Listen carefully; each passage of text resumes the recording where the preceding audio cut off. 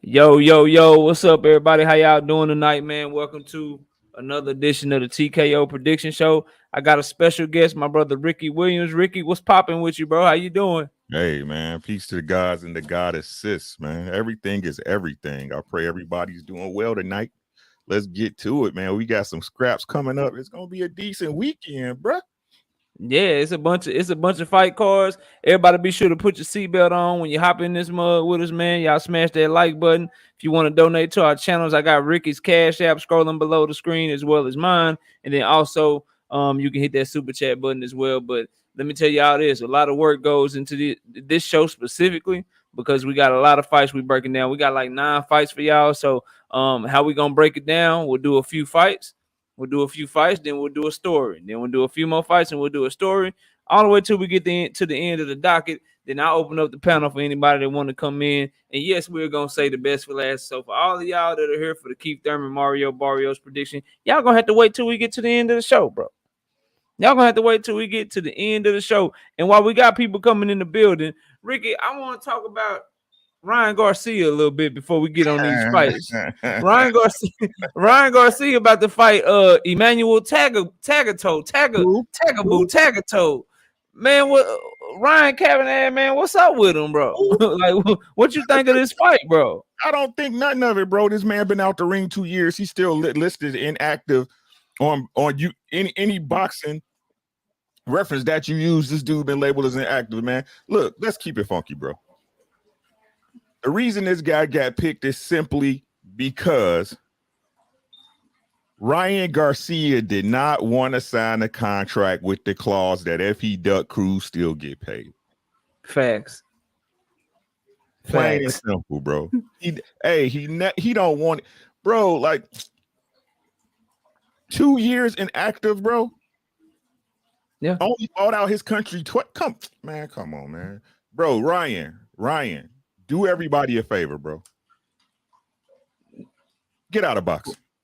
Ricky don't even want to see him no more. God damn. Hey, when I heard this shit, bro, I'm gonna keep it all the way real with you. When I heard this shit, bro, the first thing popped up in my head. I was like, all right, damn. So, cause I be listening to what these boxers say. I'm like, all right, cool. So, Isaac Pitbull Cruz, you call him a C-level fighter. I wonder what grade he would give his opponent.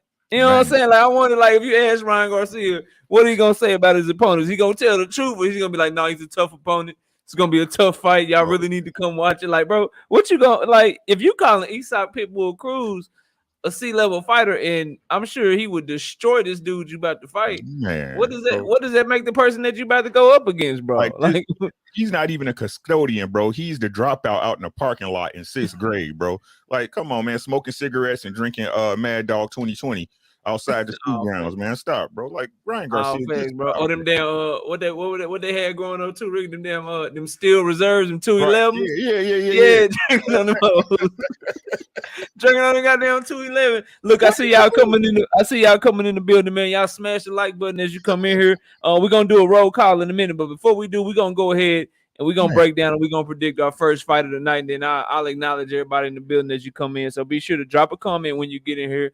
And y'all keep commenting, man, and smash the like because it's free. But if you do want to donate to the channel monetarily to Ricky or myself, man, them cash apps down there below, and also hit that super chat button. But the first fight we're gonna start with the fights that's gonna come on first tomorrow. So tomorrow there's a Sky Sports card. We're only doing the main fights from that card. So we're gonna start with Claressa Shields versus Emma Kozin. Tell her to tape. First of all, it's gonna be a 10-round unification fight. You got them fighting up in middleweight for Claressa Shields, WBC, WBA, and IBF titles. Claressa Shields, 26 years old. She's an orthodox fighter, 5'8", 68-inch reach, fighting out of Flint, Michigan, 11-0 with 2 knockouts. And then you got Emma Kozin, 23 years old, out of Slovenia, southpaw fighter. She's 5'8.5". She got 21 wins, no losses, 1 draw, with 11 of her wins coming by way of knockout. Go ahead and take us away, Ricky, and break down and predict this first fight for us, man. Bro, this fight is simply to introduce Claressa Shields to Sky Sports, bro. Emma Kozin should not be in the ring with Claressa Shields. If she doesn't get stopped, I'll be surprised. This guy, this ma'am, she's horrible, ma'am, she's horrible. I watched 2 of her fights. I couldn't make it through them because they both were horrible. Claressa Shields she's gonna style on this girl. This girl is gonna look like she should not even belong in the ring. I'm thinking 12 rounds, Claressa in like 8. They only give them 10, Ricky. They only give them 10. 10. It's the women, bro. So cut that back. 7. Like bro. If you watch this girl fight, bro, her feet are awful. Her jab, she's slower than molasses in the winter in Minnesota, bro. It's not gonna happen. It's not gonna happen. I'm telling y'all, this fight, this is a showcase for Claressa Shields, plain and simple. Already. For me, Emma Kozin, look, she got good power and shit, man. She a southpaw, but she got slow feet and she got slow hands. She's fighting Claressa Shields. The fight before this, she fought a fighter that had 2 wins and 7 losses. And then before that, she fought a fighter that was 2-6. And now she's stepping in there with a 2-time Olympic gold medalist. And we all know Claressa Shields, great reflexes. She can counterpunch her ass out. She got very good timing. The head movement and fast twitch muscles is just on point. I got Claressa Shields by domination. She only got 2 knockouts in 11 fights. So if she catching Emma clean enough, I could probably see the ref stopping it. But just based off of the trend, man, 100-90, clean sweep, clean washing, unanimous decision for Claressa Shields. That's kind of all I really can say about this fight. Don't worry, y'all. It's some 50-50 fights in here that's gonna be a lot harder to break down, but this one is not it. We just getting warmed up, man. But yeah, I kind of agree with Ricky on that. Like it's levels to this shit, bro. Man, elevators. She down here, man. It's not gonna be good, bro. Man. What else you got, bro? Go ahead. I'm also putting into consideration, like, because Claressa has been training in MMA, man. So her core is looking good. Her legs look super strong now, bro. I'm thinking she's gonna be punching through this girl, man. Probably. Right. She said she's been working on body work too. Yeah. So I'm thinking it's gonna be an early night for old girl, man. Like, I just don't see it. Now, if Claressa carry her, I think we know if she's gonna carry her. But I think Rissa, y'all know the GOAT is here to make a statement coming over because she's trying to get to that next fight. You know what I'm saying? That's what she's looking at. Yeah, I got her stopping Emma Kozin, man. This is whatever, bro, to this one. But shout out. Y'all keep a tally. Me and Ricky, we agreed on that fight. Y'all keep a tally on the ones we agree and disagree. And then remember, I'm dropping links later on in the show once we get through all our predictions. Let me see who we got in the building. I got Daryl DeLoach up in here. What's up, Daryl? I Karma 123. My brother boxing matchups with Dwayne Freeman. Hey, man, salute to you, bro. Hopefully you able to come up, man, later on when we get through this. My brother K-Rod, I ain't seen you in a minute, but what's popping with you? He's my Puerto Rican brother. Travis Taylor Miller, what's good with you? My brother Isaiah Hernandez is here. What's up with you, Isaiah? My bro, I always supporting William W_right side. What's popping with you, bro? I called you William, and I don't even know what W stands for. I apologize with W, but salute to you. We got G Parker, my Houston, Texas brethren in the building. I don't know how it's down there in Houston, but up here in Dallas, we in the middle of a blizzard, bro. Man, we got 2 inches of snow. I know that ain't a blizzard to Ricky, but that's a damn blizzard to me. I ain't moved since Wednesday, Ricky. I've been right here, bro. Work. That's light work up here. Shit, we take off work up here. Ain't wrong with that. I'm jelly, shit. For sure. Tim Muse Skywalker, what's popping with you, man? My wife is here. What's up, baby? Salute to you. Looking good, girl. DP Rocker, what's up, man? Let's see. Coach Joe, what's up, Coach? Salute to you. Yeah, Mad Dog. He said Mad Dog. He did say that shit. Not me. What's up with you, man? Salute to you. Boy? That's me. What's up with you? That's me. Man, let's keep it going. Sheena in the building. What's good, Sheena? Let's see who else we got. Cassandra's here. What's up, Cassandra? Salute to you. Hey. C Coolidge is up in here. Okay, I see you. Omega Red, what's popping, bro? Oh, Red, my guy. My brother Demetrius Bright is up in this thing. Salute Demetrius. What's and up, I think we got Vince Williams up in here. What's up, Vince? Salute to you. Salute to you, Vince. All right, so let's do another fight. We're gonna do the main event on this card. Oof. This one 50-50. We got Chris Eubanks Jr. and Liam Williams, 12-round middleweight fight. Eubanks, 32 years old, out of the UK, 5'11", 72.5-inch reach, orthodox fighter, 31 wins, 2 losses, 23 wins by way of knockout.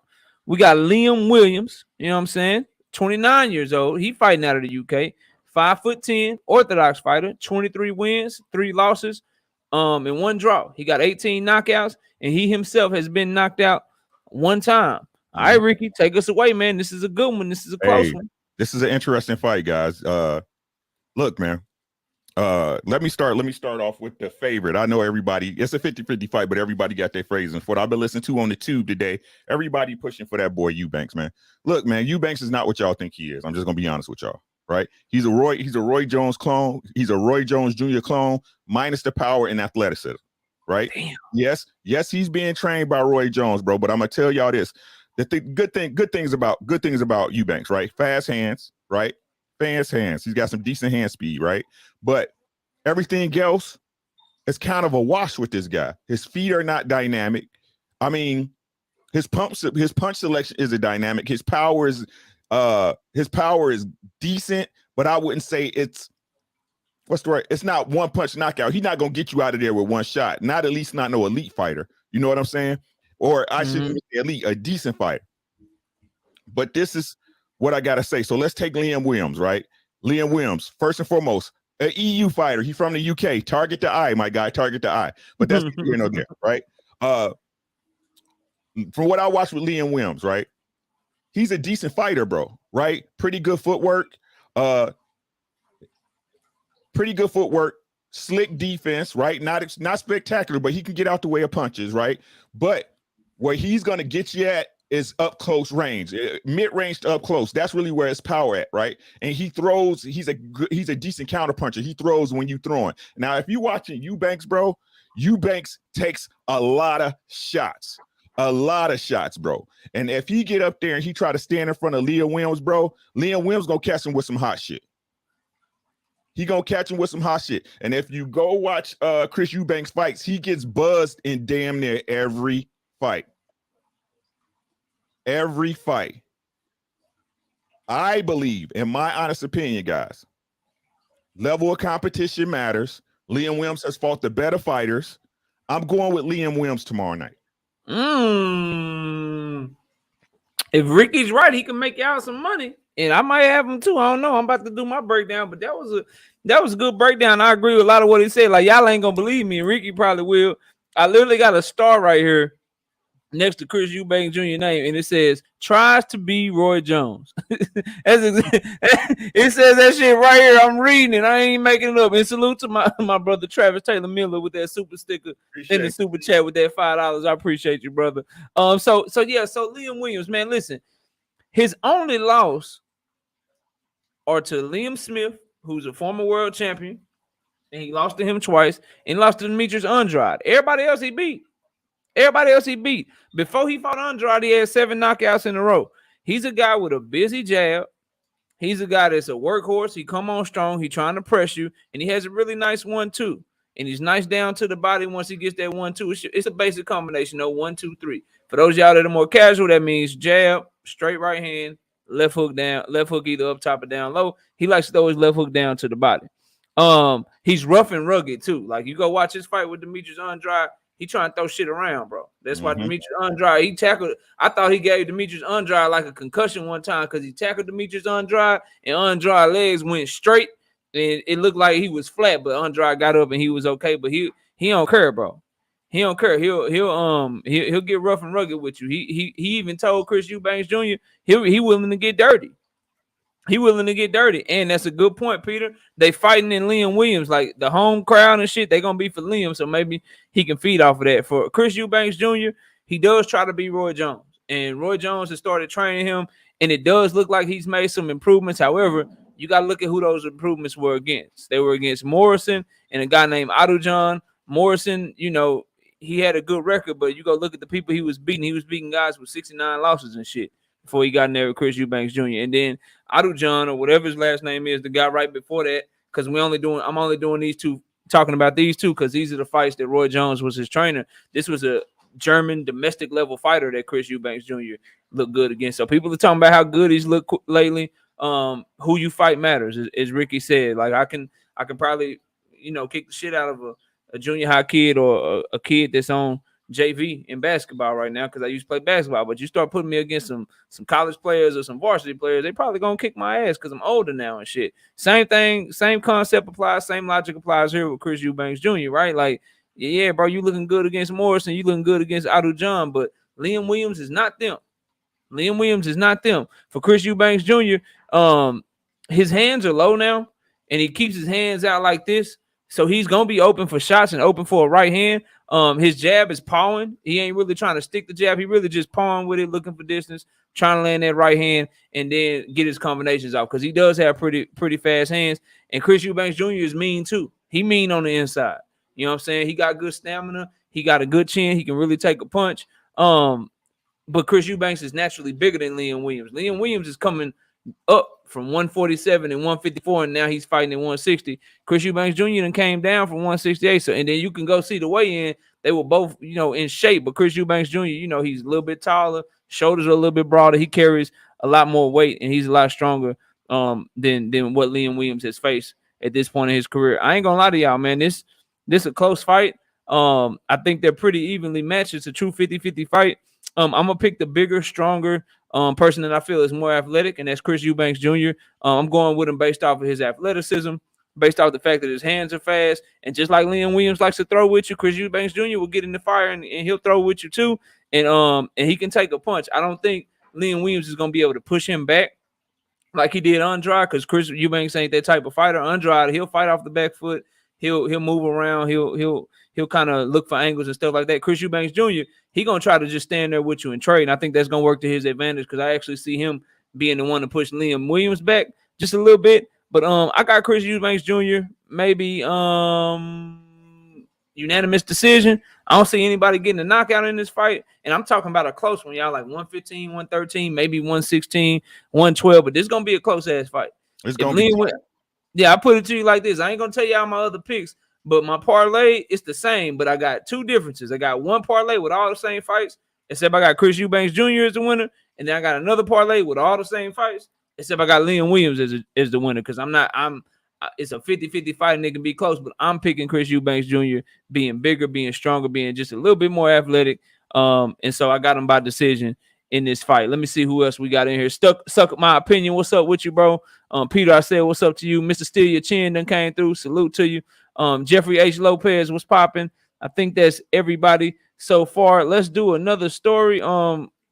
Ricky, Devin Haney say he frustrated, bro. He said he about to move up to 140 pounds if the Kambosos fight don't happen. Is that a good move, man? Do you think that's something he should be trying to do?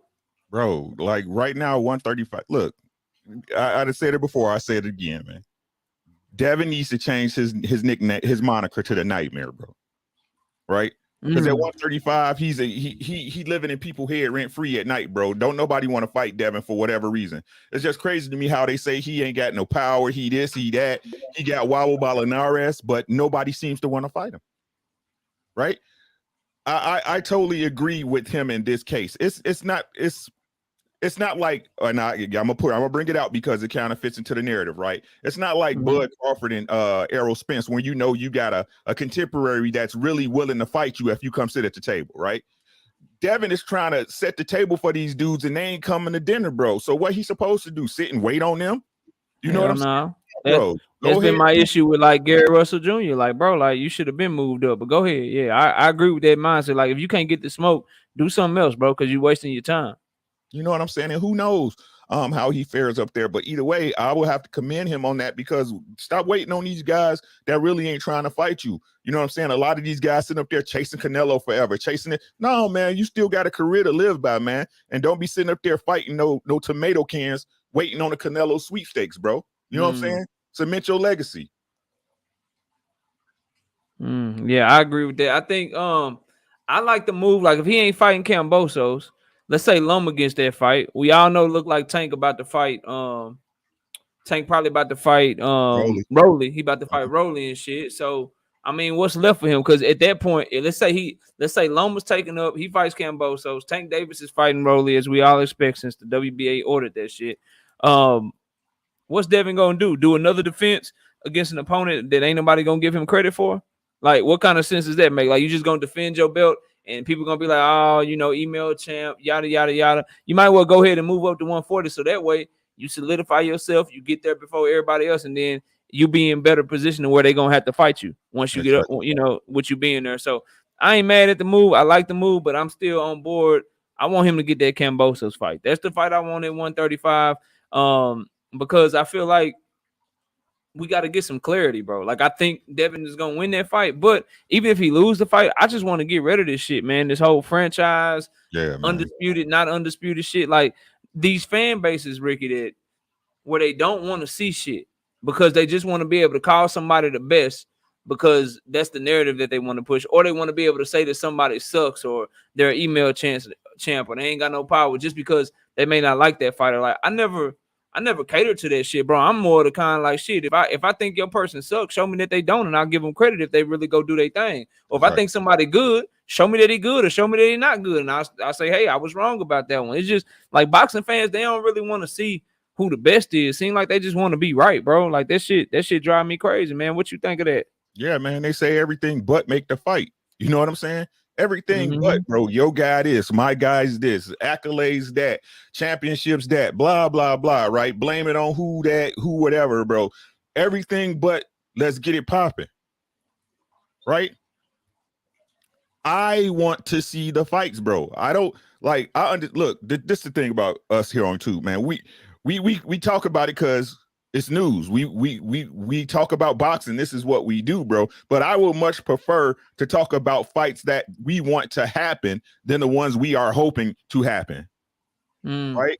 I got you. Yeah, and they saying right now, they're saying that's because you don't have cowardice tendencies, or that's because you're a real boxing fan. Maybe Zenith, maybe Leon, and salute to y'all for coming through, and PJH Big Dog and Mr. Mechanical and Dante Hall and anybody and Joseph Dale, anybody else I miss, salute to all y'all. But maybe that's what it is, bro. Like I don't have any fear because I ain't emotionally invested in outcomes and shit. Like I literally watch this shit for entertainment, bro. Like if I get a pick wrong and shit, like I'm not gonna be mad or be sad. I'm just gonna be like, shit, at least I saw a great fight. So I don't people just want to be right, bro. I don't get that shit, man. I don't get that shit at all. It's like I said, man, it's boxing, bro. Like and on my channel, what I try to teach people to understand the politics of it. The fight is the fight, bro. It's the human condition. You gonna be wrong sometime. One guy that guy you thought that was a loser, bro, can just happen to show up that night. You know what I'm saying? That's why you watch it. That's why we gotta see the fights, bro, so we can see an outcome. Right now, all this conjecture and stuff, bro, that's really here nor there. But when you buy in conjecture and not believe in the true story behind it, that's where the problem fall in. You know what I'm saying? Yeah, already, bro. Already. So let's get to another fight, y'all. We running down the docket because we got like 9 fights. Y'all got to smash the like button for the grind. I'm looking at my likes. I got your text too, coach. I appreciate that.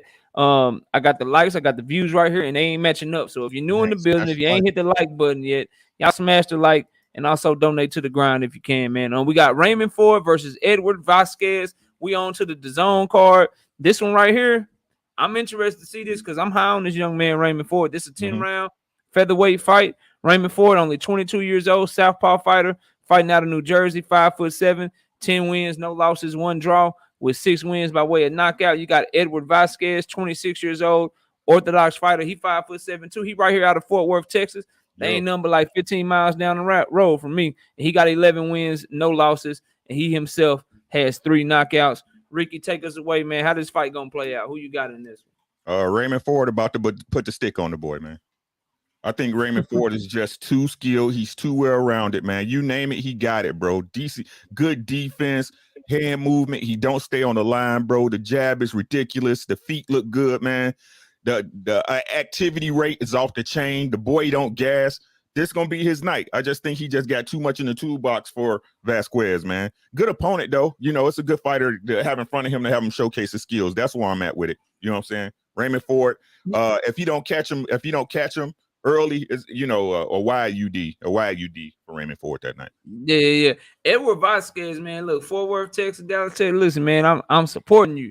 But Raymond Ford, I don't know. Did you have a chance to watch the weigh-in at all, Ricky? I ain't watched the weigh-in, bro. Man, listen, Raymond Ford, Vasquez was talking noise to him, right? Raymond Ford, they came to interview Raymond Ford. They started asking the question. He said, man, I ain't even going to hold you. I'm about to F this boy up. I ain't going to hold y'all. I'm going to F this boy up. He about to get knocked out. He was talking real greasy, bro. I'm like, all right, Raymond, I like that shit, man. I like that shit. But fighting styles, y'all, listen, Edward Vasquez, he's a boxer. Like, that's why he only got 3 knockouts and 11 victories. Like, you hear the name Vasquez, y'all probably think come forward fighter, just plotting forward. That ain't what he do. He like to move around, use lateral movement. He carries his hands low. He's a tricky inside fighter with short shots, but he ain't got no power. And all the shit that he like to do, he ain't fast enough for that shit at the highest level. Like that shit, the fighters that he been doing that shit against, that works against flat-footed guys that don't have skills, that don't have reflexes, that aren't talented, that aren't gifted enough to get back at you athletically. All that slick shit that he try to do, he don't do it better than Raymond Ford. Raymond Ford is sharp. He's fast. He got nice reflexes.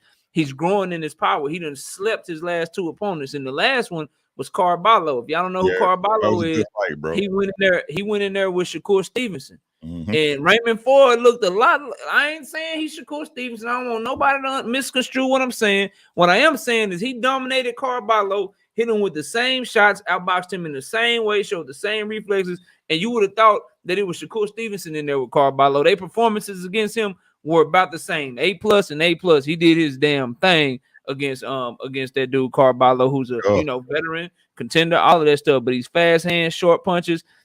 He's learned. Because in the fight that he got to draw, he was getting pushed against the ropes a lot. He's learned how to pivot better. You can see his footwork get better. His last 2 or 3 fights, they ain't been able to get him up against the ropes. And the thing I love with southpaws, bro, a southpaw with a very good right hook, that shit problem. Because for whatever reason, them orthodox fighters, I don't know if the angles and shit, they just don't see that shit coming, bro. And so a southpaw with a very, very good right hook, that shit is trouble. And he was eating his last opponent alive with that shit. In the straight left, we know is nasty and nice as well. So in this one, man, I think I believe what Raymond Ford is saying, man. I got Raymond Ford too, and I think he gonna turn all the way up. Turn it up on Edward Vasquez, man. And I hate to say it because he's from Dallas, Texas area, but shit, man, Vasquez, I think he in trouble in this fight, man. He just the shit that he like to do, that lateral movement, boxing style.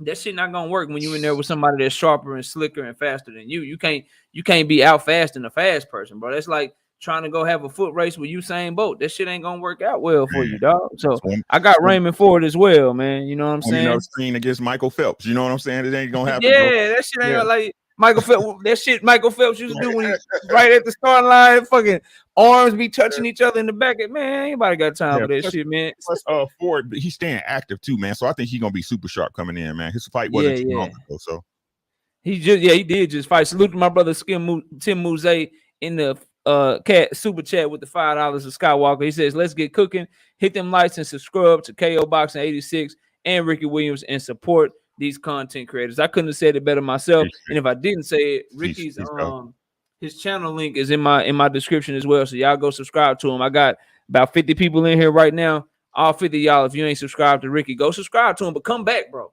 Come back. We cooking. Go subscribe. We can leave. You can leave and go subscribe, but come back, damn it. Come back. Yeah, come back. 817. What's popping with you, Calvin Johnson? What's popping with you, Devin Blocker? What's up? I think I got everybody else. All right, let's keep this thing going. Let's go to another fight on this card because we got a whole lot of fights from the Fox card, but I wanted to do this one, man. This is the main event, man. This is Jesse Bam Rodriguez versus Carlos Cuadras, man. They fighting for the super flyweight championship of the world, 115 pounds. All right. Jesse Bam Rodriguez taking the fight on short notice. Yeah. And he's coming up 2 weight classes, but he's 22 years old, 5'4", 67-inch reach, southpaw fighter, fighting out of San Antonio, Texas. 14 wins, no losses, 10 wins by way of knockout, including 6 knockouts in a row. We got Carlos Cuadras, the veteran, former champion, 5'4", orthodox fighter, 33 years old, fighting out of Mexico. If I didn't say it, they fighting for the WBC title. All right, he got 39 wins, 4 losses, 1 draw. He has 27 knockouts, and he has been knocked out 1 time. This is a big fight. Ricky, what's up, man? What you got going in this fight? Hey, I'm glad you finally. I'm torn in this fight, bro. Really? I'm torn in this fight, bro. Okay. So Jesse Bam Rodriguez, right? Young dude, prospect, right? Prospect, but nice with it. Technically, like when I was like, for what he does within his style, his technique is damn near perfect, bro. Tight, short shots on the inside, man. Decent footwork where he can angle you, pivot, hit to the bottom, hit to the top, right? But he's young. Y'all know how it is when you get under them lights. You know what I'm saying? Yeah. And then we got Carlos Cuadras, the vet, right? Wild, right? He'll stand in front of you and square up and shit. You know what I'm saying? Throwing wild shots, hooks. When I look at Bam Rodriguez, bro, he can work all inside that shit. You know what I'm saying? because he tight. He stay his defense is tight and balled in. You know what I'm saying? It's hard to get around him, right? So it's all dependent. This fight, man, this fight gonna be good. I'm telling y'all. Style wise, this fight's gonna be fire, right? And I don't even like this zone like that, right? But you don't like who like that? Dazin. Okay, yeah, okay, Dazin. Okay, I thought you. Hey, I was about to say I ain't gonna accept no blasphemy for my guy. I ain't gonna say who my guy is yet, but I ain't taking no blasphemy for my guy, man. Listen, go ahead, man. I'm ready. I don't even like the zone like that, right? But this is a good style matchup, man. And unfortunately, I got to put it on this. It really is gonna go who implements their game plan the best. I know people hear me say that all the time, but this is one of them fights. You know what I'm saying? If Jesse Rodriguez can come out there and establish distance, if Jesse Rodriguez can establish his distance, bro, and keep the jab working and stay tight, he could stop Cuadras. That's right. Did you hear what I said? He could stop Cuadras, right? But if Cuadras come in there and he catch the young boy with something, he can finish it early. Right? But what I'm going to do, because I believe technique over power any day, I'm going to go with Jesse Bam Rodriguez in a surprising performance. I think he's too technically sound for Cuadras, bro. That's why I'm going with. Man, listen, this fight ain't gonna be close. It ain't gonna be close. All right, Carlos Cuadras is a champion, man. He cold with it. He lost 3 of his last 6 fights, but his last fight he got knocked out by Juan Francisco Estrada, but it was in the 11th round, and he was competitive in that fight. He's a destructive body puncher. His combos though, they can be repetitive, and when he gets tired, then punches start going wide and looping and shit, and his defense is leaky. The high guard is very, very loose. Then wide punches, you can time in between it. He carries his hands low, but he looks to outwork guys, throw tough, hard punches, and he can take a lot of punishment. He's been taking a lot of punishment in his career. And I'm here to tell y'all that Jesse Bam Rodriguez is about to beat the dumb shit out of him. Ooh, say it again. Jesse Bam Rodriguez is going to beat the dumb shit out of Carlos Cuadras. Listen, man, I don't know if Mexico know what they got, but I know he's from San Antonio, Texas. I know what we got out of Texas, bro. Listen. If there was a Mexican Lomachenko, his name be Jesse Bam Rodriguez. You talking about phenomenal angles and footwork, and you talking about somebody from a fighter's fighting family. I don't know if a lot of y'all know this, but Joshua Franco, the WBA champion that beat Maloney like 3 times, that's Jesse Rodriguez's big brother. That's his big brother. They from a fighting family. They've been doing this shit since they came out the mud with this shit, bro. He trained by Robert Garcia, who, wasn't a great fighter, but he's a great trainer. And just the confidence they have in Jesse Rodriguez, that should tell y'all something, bro. That should tell y'all something. To take this fight on short notice, coming up 2 weight classes, he gonna be too fast. He gonna be too technically sound, and he gonna put on and he gonna make Carlos Cuadras look bad, bro. Carlos Cuadras got a puncher's chance, bro. Ooh. He got a puncher's chance. That's it, dog. Like, he ain't finna outbox this kid. I'm telling y'all, bro. I'm telling y'all. And people talking about some decision or close fight or he ain't ready. Coming up 2 weight classes, bro, he about to beat the dumb shit out of Carlos Cuadras, bro. He gonna do him bad, in my opinion. I could be wrong. I've been wrong before, but the record's up there, bro. I've been right 204 times, damn it. And I'm telling y'all, Jesse Bam Rodriguez is the truth. And he about to do Carlos bad, man. The technique is gonna come down to y'all watch the feet. You gonna have moments in this fight where you're like, he just. You know how sometimes a fighter be so fast, they'll go around another fighter and be tapping them and shit. The ref be like, no, turn around. Don't hit him in the back of the head. Like, Jesse gonna be doing shit like that to him, bro. He gonna be doing him bad out there. I'm trying to tell you. And then in the weigh-in and shit, they asked him a question. They were like, Jesse, you stepping up in 2 weight classes. You fighting Carlos Cuadras, a proven fighter, a proven champion. Is there any nervousness? Is there any fear? Man, Jesse looked at that dude like he was crazy. He told him, ain't no fear in my blood. Ain't no fear in my blood. Ain't no nervousness. This is what I was born to do. Y'all gonna see. Anybody doubting me, just tune in. I was like, yeah, Jesse. Yeah. Talk your shit. Yeah. Talk your shit, Jesse. That's what I'm talking about, bro. Make me look like a genius, dog. That's what I want him to do. Make me look like a genius. But I got Jesse Bam Rodriguez. Stop it. This supposed to be a 12-round fight. He gonna do him bad in about 6 or 7. He gonna do him bad because he start fast, bro. He'll take that first round and shit. You know what I'm saying? He'll feel you out. Once he get that timing down, though, bro, it's a wrap for you. It's a wrap for you. I got Jesse in this shit, man. And then I want y'all to read the tea leaves. Like, not only did he take the fight on short notice, you know what the zone did? They hurried up and signed his ass to a contract. Facts. They were like, oh shit, yeah, you know what? We need to sign. Yeah, we're gonna sign you because we've been watching you fight for a while. They ain't signed that man for no reason, dog. They know what's up. They know what's coming, man. Let me catch my brother Javier. Javier, what's up, man? Salute to you in that super chat with the $10. He says, keep on cooking, homies. Salute to Knockout and Ricky Williams. Salute to you, brother. We appreciate you, man. Thank you so much for the love in that super chat, man. Let's go to the main card. Let's go to the Fox card, man. Let's go to the Fox card. We're gonna start with one fight from the one that's just on Fox, right? And that's gonna be the Abel Ramos, Lucas Santa Maria card fight. Then we're gonna get straight to all the pay-per-view fights. I know that's what y'all came here for. Yeah, Zena, that's what I'm saying. They think he gonna win, bro. Zena, I know you ain't a casual, bro. I'm telling y'all, y'all know I don't just be heaping praise and shit and be big up in fighters. Jesse Bam Rodriguez is good, bro. Like, he can fight. Now, if he go in there and get caught, I don't want y'all to be shitting on me and shit. But if it plays out how I play out, y'all gonna see that young man shine tomorrow, bro. I'm telling y'all. That's the only way I can see it, bro. If Carr just catch him with some shit he don't see coming, bro. That's the that's it. If he don't catch him with some shit, bro, he gonna get his head, his body, he gonna get everything boxed off him, bro. His ribs gonna get boxed out his stomach, his head gonna get boxed off his shoulders. It's gonna be bad for him. It's gonna be bad.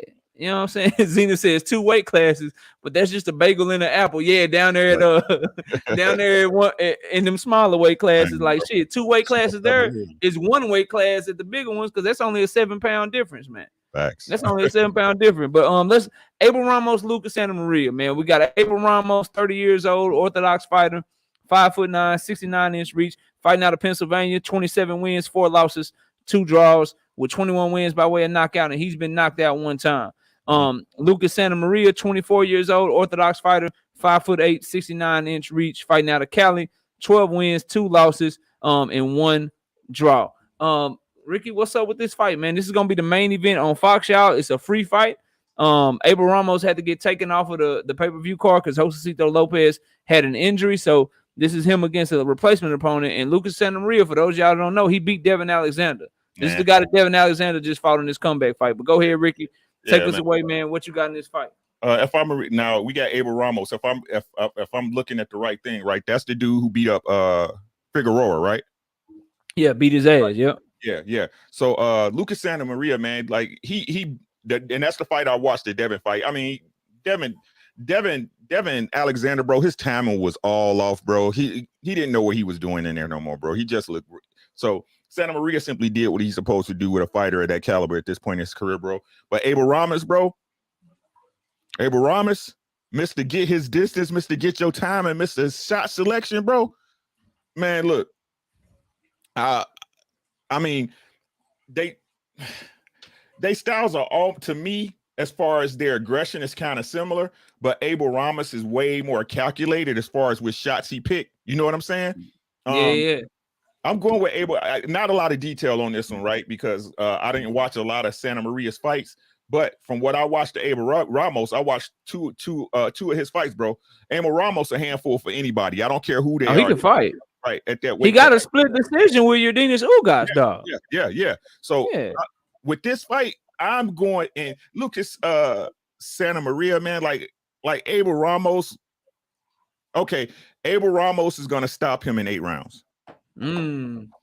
Okay. It ain't a bad pick because when I was breaking this fight down and studying, man, and we got to give Ricky a hand clap. I threw some, just so y'all know, they changed up cards and shit at the last minute. They did all this shit, and Ricky just kept taking it like a champ. He was like, "Nah, that's cool, bro. We good. We gonna rock out." So y'all show him some love, man, by subscribing to his channel. If you can, hit him in the Cash App, because he put in a lot of work to help me make this show happen, man. It was a lot of predictions. So y'all, please show love to him, man.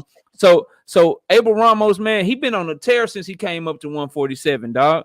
Since he came up to 147 from 140, he done knocked out 7 to 8 people, and his only loss was to Ugas, dog. Like, Abel Ramos can fight.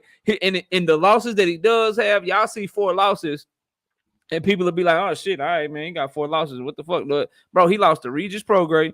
He lost to Baranchek when Baranchek was in his prime. He lost to Jamal James, and he lost to Eubanks Ugas. Competition matters, God. I mean, come on, dog. Like he only lose if you a champion, basically, is what I'm trying to tell you, bro. And then he been on a tear, like I said, at 147. He got good composure, good power. He's savage to the body. Just go ask Omar Figueroa. He had that man coughing up blood in the 6th round, and he said, "Nah, I'm good. Can't do that." He can fight inside. He picks his shots well. He very like tactical and very crafty on the inside. Like he'll get punches off from angles. Smart, bro. He get punches out from angles and shit that you don't see, like a little short chopping right hand. Let me take a little quarter of a step back and catch you with this counter uppercut. Oh, now I got a nice straight right hand from Raymond. Like he can fight, bro. He can fight. Lucas Santa Maria, he's slick. He got good boxing skills. He'll switch stances on you from time to time. He got real good movement in the ring and shit. Very good laterally, but I think he's a notch below Abel Ramos. I think Abel Ramos picks him apart. He'll start going to his body. He'll have Lucas Santa Maria kind of on the run and shit in the fight. Lucas Santa Maria won't want to engage because he don't have the crack. He don't have the power that Abel Ramos have. I don't know what it is about these Ramoses, because we're gonna talk about Jesus Ramos next. But these Ramoses, man, they can punch, bro. And Abel Ramos is no different. I see him slowly, methodically, possibly breaking Lucas Santa Maria down. Lucas Santa Maria has never been stopped, and this is a 10-round fight. I'm gonna give him the credit of saying that maybe it's either going to be a late stoppage or a unanimous decision, but I got Abel probably stopping him about round 8 or round 9. If he don't stop him by like midway to round 9, I think Lucas Santa Maria will kind of see the light at the end of the tunnel and he'll survive and he'll make it to the end of the fight. But I think Abel going to break him down. It's going to be something where you look up, it's probably close the first couple of rounds, but once he start feeling Abel power, he'll get on the run. He won't want to engage as much. He won't be looking to throw in between shots as much. And then that's when Abel will turn up the aggression on his ass and then, clearly win the fight, in my opinion. TJ says Santa Maria ain't no slouch. No, not at all. I just think I think Abel Ramos just on another level. But yeah, he is 6-1 favorite for a reason, TJ. So I threw him in a parlay. You can't win nothing on the money line right there with them type of odds. But yeah, that's my pick too.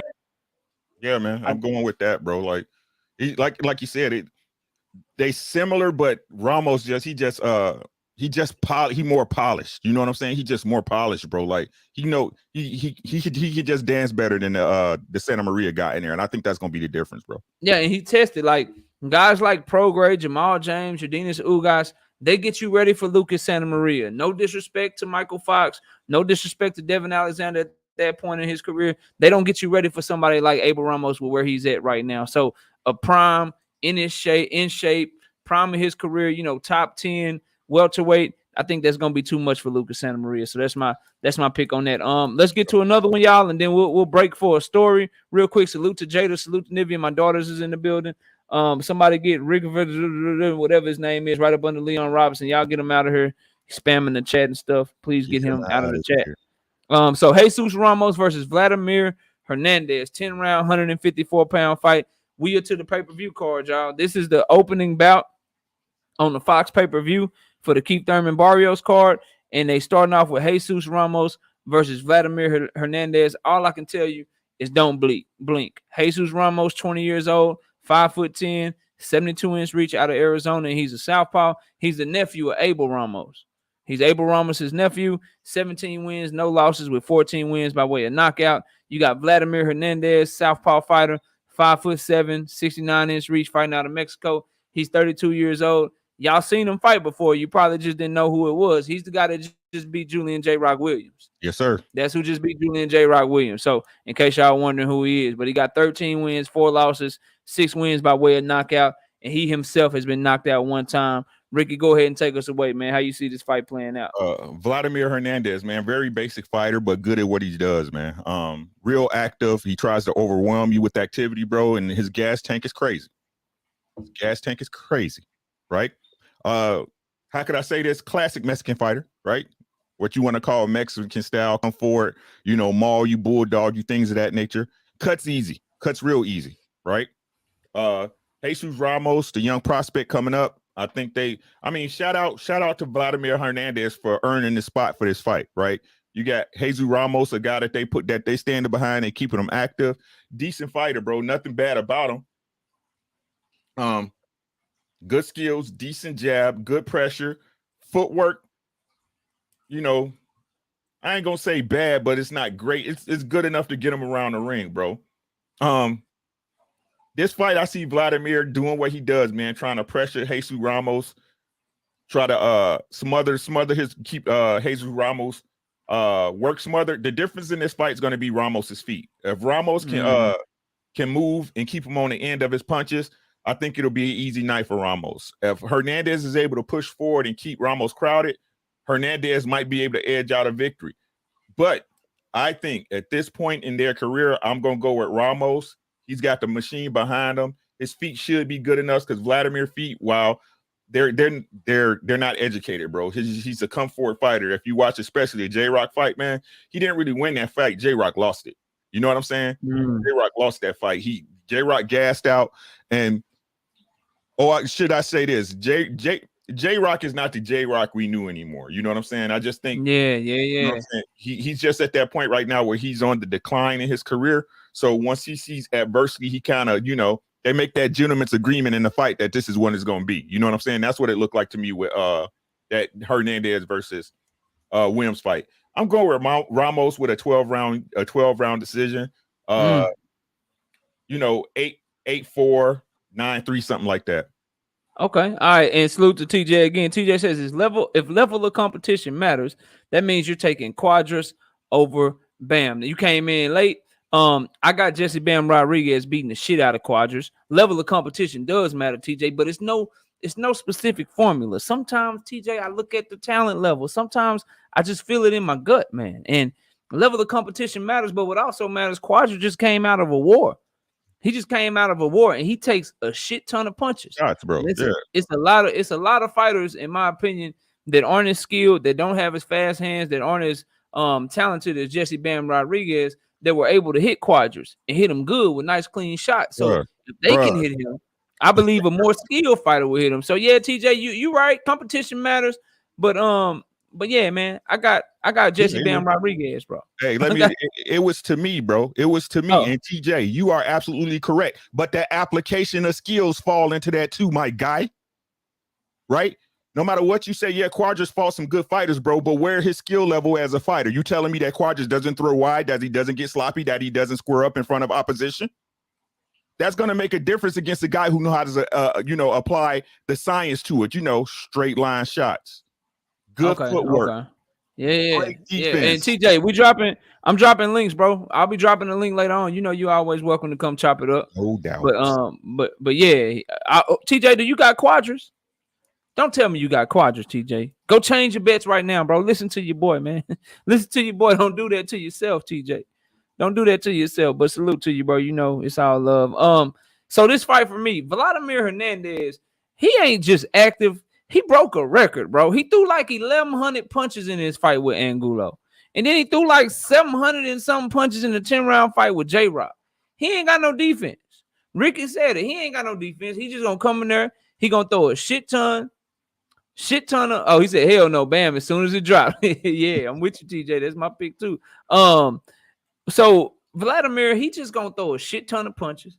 He gonna try to let his offense smother you and get you tired and hope that his gas tank can win the day where he either stops you late because he don't have extraordinary power, or he comes on in the later rounds, wins the scorecards, and because he, they say all the rounds be equal and shit. But them judges, man, usually when you win the end of a fight, you get a lot of decisions for whatever reason. You can win like the last 2 or 3 rounds. A lot of time the fight end up going your way, and that's what Vladimir Hernandez counts on. But he gonna throw anywhere from like 70 to 90 punches around. Jesus Ramos, he's a seek and destroy southpaw fighter. He comes behind his high guard, very patient for such a young fighter. Cuts the ring off very well, in my opinion. He does this great thing that I like, where he'll be southpaw. And if you try to angle to your right against him, he'll square up on you and switch to an orthodox fighter so he can cut you off just by taking one step forward with his left foot. And now he's an orthodox fighter right in front of you trying to fire off his combinations.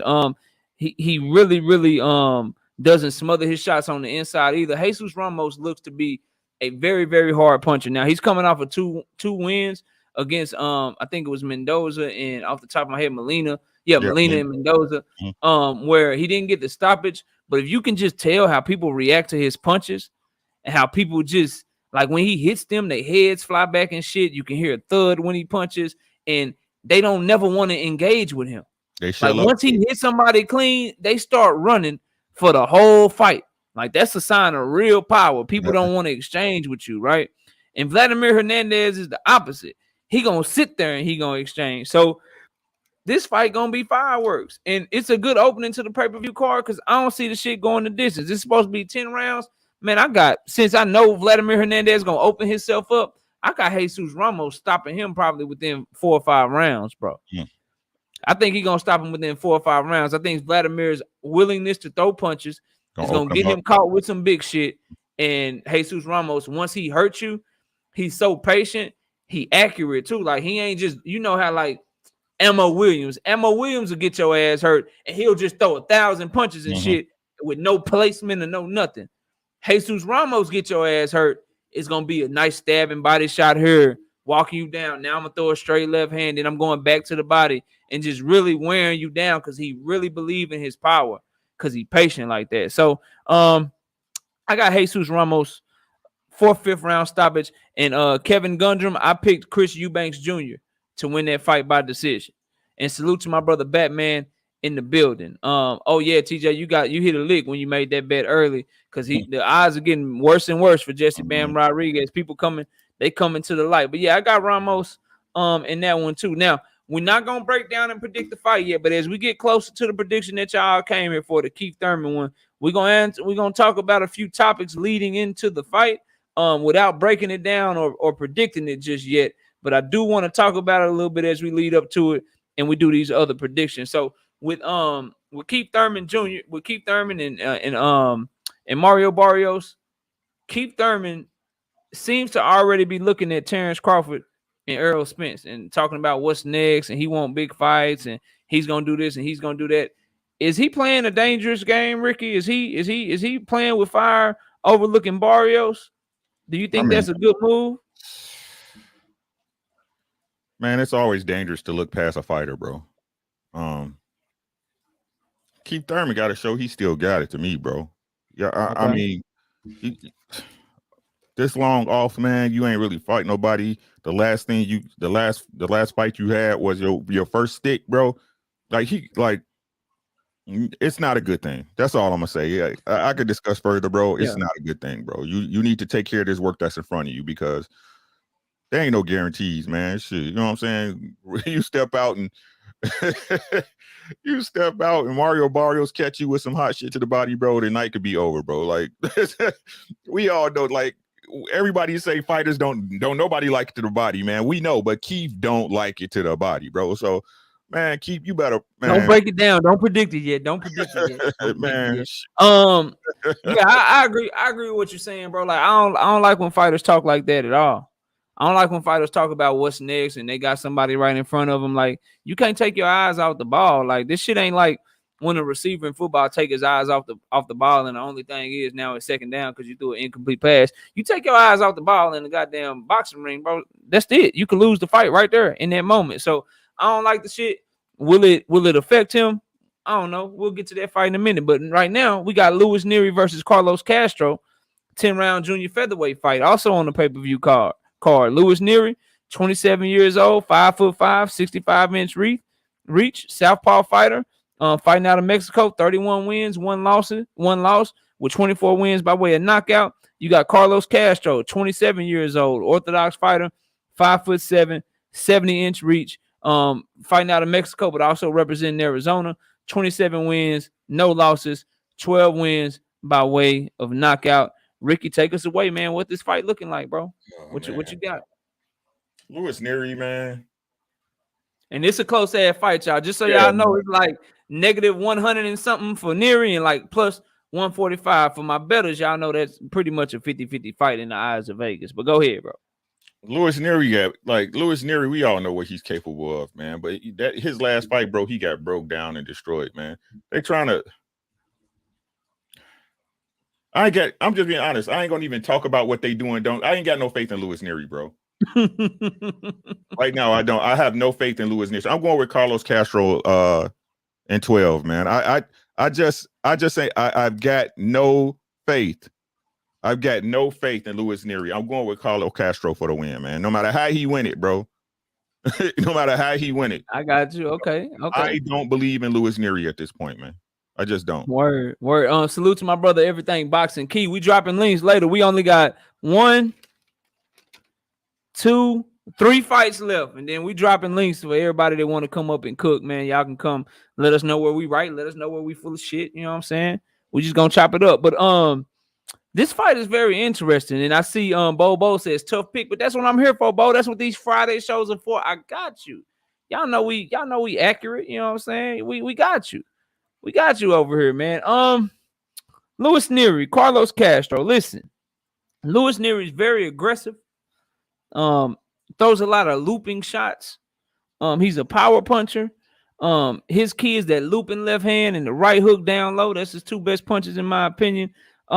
I ain't gonna lie to y'all though. I worry about his power down up at 122 pounds, because you talk about power and shit like, oh man, he got power, 24 knockouts. Go look at what weight class that was in.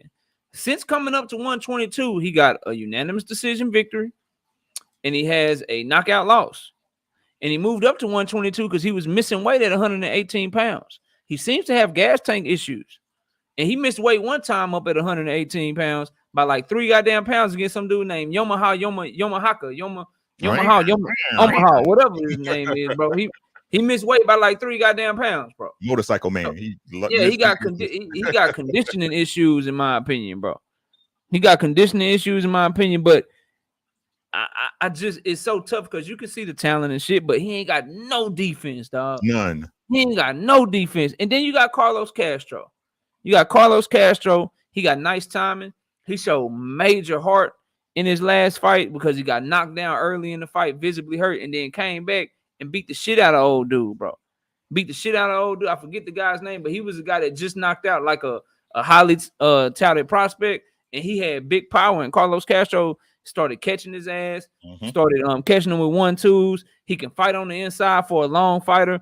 And I saw him go through adversity. Nice left hook, and he got good movement in the ring. Like Carlos Castro, he undefeated for a reason, and he can fight, and he a true 122 pounder. He got a 5-inch arm reach advantage, bro. And I think he got the tighter defense. While Nery may be the bigger name, I just think Carlos Castro is a little bit better than him right now at this point in his career, bro.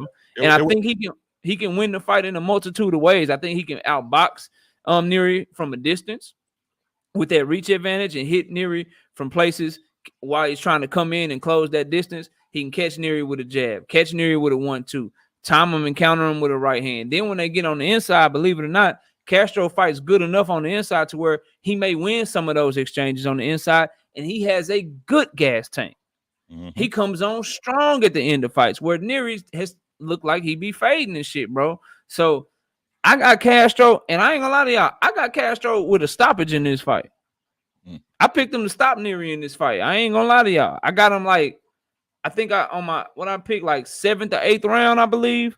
7th or 8th round, like somewhere in that, kind of the same way that Figueroa did, except for Figueroa, he's much more of a volume puncher and shit. But I think Castro catches you with sharper punches. He catches you with shit like on the end of his punches because his timing is better. He actually likes to use his length to try to box and shit. Whereas Figueroa, he want to come forward. He just want to bang with you. We saw what he tried to do with Fulton. So I think Nery gets caught with cleaner shit. He gets caught with shit that has more leverage on it against somebody like Castro. And I think Nery, he just ain't 122 pounder, bro. You 5'5" with a 65-inch reach, bro. That shit got 118 written all over it, bro. That shit, that he's a little small for 122 pounds, and I think it showed in the Figueroa fight. Although he beat, I believe the guy's name was Almeida. Although he beat Almeida, he didn't look impressive in that fight. And I remember when Figueroa was fighting against Nery, and everybody had Nery, I told people, man, Figueroa gonna win, and he gonna win by knockout, and you're gonna be surprised how easy it looked. I just ain't sold on Nery, man. Yeah, red flags all over the place on that dude, man, with his weight issues and the lack of power. If you a power puncher and you move up and you lose your power, what are you, bro? Man. A punching bag? Like, what do you become? You was too big at that weight you was at. That's what it was. Carlos Castro had beat Oscar Escandon.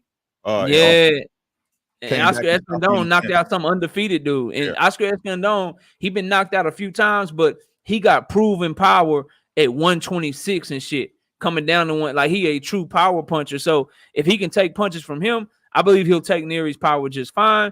And he's more versatile. So I got Castro, bro. I ain't gonna lie to y'all. I got Castro. Right. And I think people are gonna be surprised that it's a little bit easier than y'all think. And to piggyback off you, man, like Nery in that Figueroa fight, man, he gassed out on his own, bro, because Brandon wasn't even catching up with him in the first early part of the fight, bro. He gassed out on his own. He just got tired, bro, from activity. And then once that happened, Brandon just walked the boy down, man, and got him out of there, bro. So yeah, I have no faith in Nery, bro. I have no faith in Nery. I just don't. Already. We only got 2 more fights. We to the Leo Santa Cruz and Keenan Carbajal fight. Before we do that, though, another Keith Thurman topic. If Keith Thurman wins, Ricky, does he get back to the top of the division? Because people are like, yo, Keith Thurman look good, bro. If he go in there, bro, and he knock out Mario Barrios, man, watch, bro. He gonna get big fights, man. He right there in line for Spence, bro. What you think of that, man? No. Hell no. Hell no. You fighting a dude who just got a stick off a 140-pounder, bro. Right? Well, off of Tank Davis, a 135-pounder, right? Bro, like I said it before and I say it again. If Keith wanted my respect, this fight should have been against Boots Ennis. If you wanted my respect, if you want to get back to the top of the food chain, bro, the apex, you should have been taking out one of these prospects that's next up. Damn. Right? No, bro. You should have been fighting Boots. You should have been fighting a Virgil Ortiz. Me, I'm saying Boots because that fight would have been easy to make, bro. I ain't got no love for Keith Thurman, bro. Damn. No, right? Bro, look, Keith Thurman, for one, he messed the whole welterweight division up by going on hiatus. Whether we all want to say it was injury or whatever, bro. He had the welterweight division by the balls and he could have steered the welterweight division any way he wanted to, bro. But he blatantly ducked, bro. He blatantly ducked arrow, bro. Blatantly. And like I said, I don't disrespect him for that, bro. It's the point that the way you went about it, bro. You can't let me have you address this right quick. First, Kevin, he says, who was the pick for Ford? Vasquez. We both picked Ford. I got him by knockout. I think Ricky picked him by knockout too, if I remember. Yeah, he gonna style on the and then the homie Key says, and this was for you, Ricky. He said, you don't fight no Boots coming off a 3-year layoff. Excuse me, Keon, but if you trying to be great, bro, you fight somebody that's going to test your greatness. What's the rumor that's out right now that Floyd trying to come back and see Canelo, right?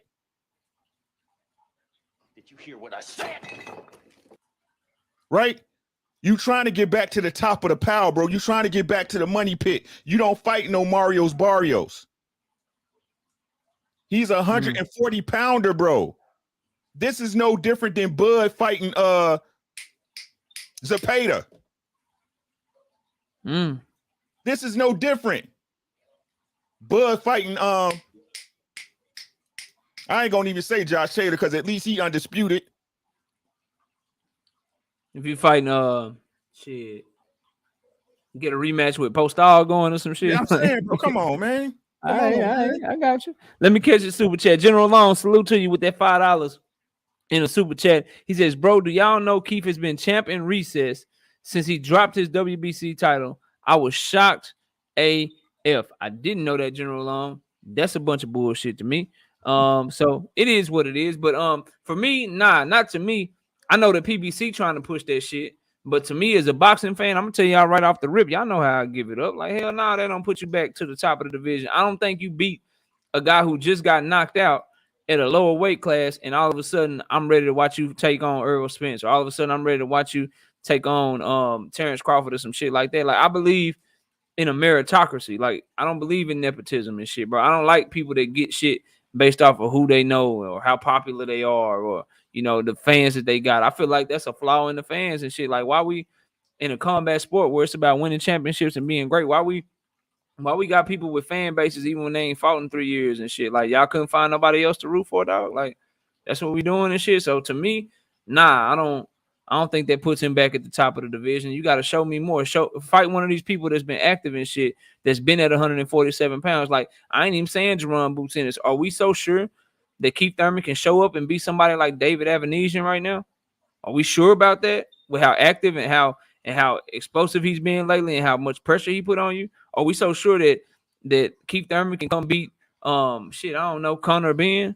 Or can he beat Butayev right now? Or Stanionis right now? Like, these are serious questions that I ask myself, bro. So I feel like there are people that are much more deserving. Like, my energy don't change. Like, just because it's Keith Thurman, I keep the same energy. Like, Josh Taylor don't deserve no damn shot at Kiko Martinez. He got his ass whipped by Mauricio Lara, bro. But because he's more popular and shit, he's supposed to get that shot at the title now? Hell no. Miss me with that shit. So I don't think that it should put him back at the top. It will show me that, hey, he can be a viable again, but I think he needs to win at least 1 or 2 more fights against a higher level of competition before I'm ready to say, yo, Keith, you back to the top of the division because you beat 147 pounder. So I ain't ready to say that, but I ain't pissed.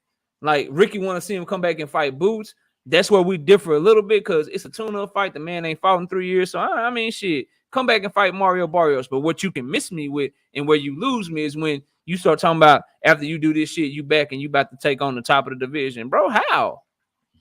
What? Like, that shit don't make sense to me, bro. Like, what you mean? Yeah, like, I don't understand that shit, bro. So that's kind of all I got on it. We'll move on to the next. I know some of y'all are anxious to get up on the panel, and I'm anxious to have y'all up here, man. So we got Leo Santa Cruz and Keenan Carbajal 10-round featherweight fight. Leo Santa Cruz, 5'7", 69-inch reach, fighting out of Mexico, Orthodox fighter, 33 years old, 37 wins, 2 losses, 1 draw, 19 knockouts, and he's been knocked out 1 time so bad. In fact, it was KO of the year when Tank Davis put him to sleep. He going against Keenan Carbajal, 30 years old, Orthodox fighter, 5'10", fighting out of Phoenix, Arizona. They don't have his reach listed, but watching him fight, he long as shit, bro. Yeah, he tall as fuck. He long as hell, bro. 23 wins, 2 losses, 1 draw, 15 wins by way of knockout, and he himself has been knocked out 1 time. What you got going in this fight, Ricky? Who do you think is going to win? I didn't even know who this Carabajal dude was, man. I was like, who? In the fight I saw him, they was actually like cracking jokes in the ring, the announcer. I don't know who this guy is, man. But when I did watch him, bro, he's not really active in the ring, bro. He gets hit a lot to be so tall. He's not fast. Defense is minimal. I think this is just a comeback fight for Leo to get him back on track. I think Leo should take this one in a decision off his activity period, bro. Like, Leo's just too skilled for this kid. And I that's not saying much, right? But I think Leo Santa Cruz is just too much more professional than Carbajal. I think he'll take it in an easy 12-round decision. Already. So Keenan Carbajal, man, he on an 18-fight win streak. He's had 3 fights in 2021 and like 4 fights overall since Leo's last fight. Like Ricky said, he's long, he's rangy, he's a big featherweight. His main weapon, 1-2, and he got a left hook. But he's not accurate, bro. He'll throw to your damn guard. Like, he don't try to throw around the guard and shit. He don't try to do no guard manipulation. You don't see him peeling. You don't see him framing. You don't see him doing none of that shit, bro. He just he'll just throw right to your guard and shit. But in his debate, again, left hook, 1-2 left hook. If y'all ever been in the boxing gym, Key will tell you, I'm sure Ricky will tell you, that's the first. If you learn a combination, it's probably the first combination you're going to learn. Jab, right hand, left hook. It's the first combination that they're going to teach you in the boxing gym. For Leo Santa Cruz, he's coming off a 14-month layoff. Questions around him like, will you be the same after that knockout by Tank? Will you be the same? Will you react to punches the same? Will you be the same mentally? Because he's known to really like swarm his opponents, throw a bunch of punches per round. And when you do that shit, you leave yourself open. And Leo's never been one that's scared to get hit. Does he react differently, with punches now? His high guard is basic defense. It's a high guard. He ain't parrying shit. He ain't rolling with shit. He ain't catching and countering your shit. He ain't doing none of that fancy shit that we see slick boxers do. As with him, there's always a question about his power. His stoppages mainly come because he outworks the other guy, gets their ass tired, and they more so stop because he continued to punch their ass and they tired as hell versus him just putting somebody to sleep. And he runs a lot of shit up the middle. It's a lot of 1-2-1. It's a lot of 1-2. He throws some hooks and shit around your shit, but it's a lot of shit that he run up the middle on your ass. So if your high guard is loose, as his Carbajals, he can run some shit up the middle on you. And he's going to have the experience in spades in this fight. So I saw TJ drop the comment, and I agree with it wholeheartedly. To me, this is a showcase fight for Leo Santa Cruz. Because it's Leo Santa Cruz, I ain't picking no stoppage, bro. Mm-hmm. I learned a long time ago I don't pick him to stop nobody, bro. So I got him by unanimous decision. It's a 10 rounder, so we talking 98, 92 type shit. You know what I'm saying? At best, 97, 93 for Keenan Carbajal, but he ain't gonna be able to keep up with the work rate. Leo Santa Cruz will bag rounds in this fight, not only off of his work rate, but I think he's superiorly skilled, and he's just a better fighter. He's been in there with the better opponents. They're setting up, and then you got to think about the business of the fight too. Like we saw what they did with Mark Mexayo. What they trying to set up? They're trying to set up that Filipino versus Mexican rivalry, unification fight, 126 pounds. So if the shit is close, even if it is close, Leo Santa Cruz gonna get the nod. So you might be mad as hell. You might score that shit. Man, Carbajal was putting on, bro. I had him winning 96, 94. No, you didn't. They gonna get him swing rounds that you scored. Them hoes going to Leo if the fight is close. And I'm not even saying this shit gonna be close, but the business points to Leo, and then the skills and all that shit point to Leo. Carbajal got to knock his ass out in order to win this fight. And I'm not picking him to knock out Leo Santa Cruz because the only person that ever did it is probably the most powerful puncher, not named Deontay Wilder, in boxing. So, I mean, shit, I can't pick Leo Santa Cruz to get stopped by this guy. I got Leo unanimous decision. We on to the main event of the evening. Keith Thurman and Mario Barrios, 12-round welterweight fight. And I got some bets out already, bro. What? I got some bets out with Keon, Coach, and Emmanuel H. I got bets with them already, but we got Keith Thurman. All right, 33 years old, 5'7". Y'all know BoxRec had the nerve to say that Keith Thurman was 5'9", bro. That's why you got to do research, bro. They be lying to us, bro. He 5'7" with a 68-inch reach, and they tried to say he had a 69-inch reach. I was like, bro, who do y'all think y'all talking to? Who y'all think y'all fooling? That man ain't that big, but he fighting out of Florida. He's an orthodox fighter. 29 wins, 1 loss to Manny Pacquiao, of course, with 22 wins by way of knockout. Mario Barrios, 26 years old, orthodox fighter, 5'10", 71-inch reach, fighting out of San Antonio, Texas. 26 wins, 1 loss, 17 wins by way of knockout, and he himself has been knocked out 1 time, of course, by Tank Davis. A lot of people on this card been knocked out by Tank Davis. Well, the co-main and the main event, 2 guys been knocked out by Tank. Tank feeding cards right now, bro. But what's up? Who you got in this fight, Ricky? What's going down, my brother? Hey, Mario Barrios, man. Like, Mario Barrios is a good little fighter, man. I ain't gonna even lie to y'all. He's a decent fighter, man. Good jab, good body work, right? Good body work, which he has to do, bro, to keep honest. If he don't go to the body, Keith's gonna run all over this kid. Good body work, man. Decent IQ in the ring, defense average, right? Keith Thurman out the ring inactivity. I'm gonna be honest with y'all. The only thing I worry about is if the inactivity is really affecting Keith in that way, right? Skill wise, even though I talk crap about Keith and I don't like him in the moves he make in boxing, he's a good fighter, bro. He has more than enough skills to dominate Mario Barrios in this fight. It's if he still got it. You know what I'm saying? It's if he still got it. I think we're no early in the fight if he still got it. What's this? This is a 12-rounder, man. Like 12 round. Dang, Key, he ain't made his pick yet. He talking about put 100 on it, Ricky. You don't even know who he picking. He might agree with you, bro. Right. He want all the smoke. He was on this show. He was on this show this afternoon. Anybody going against Keith Thurman? Let me know right now. I got whatever you want put on it. He want all the smoke, but he believe in Keith. Let me get it out, bro. Go ahead, bro. Man, like, but. And however, bro, Mario Barrios both of them know what it's like to lose, but it's more recent on Mario Barrios, man. I think Keith Thurman, Keith Thurman should stop Mario Barrios within 10. Within 10. That's why I see the fight going. Okay. And the reason why I say this is that even though he looked good against Tank in those early rounds, bro, the reason why he looked good is because Tank couldn't reach the ball.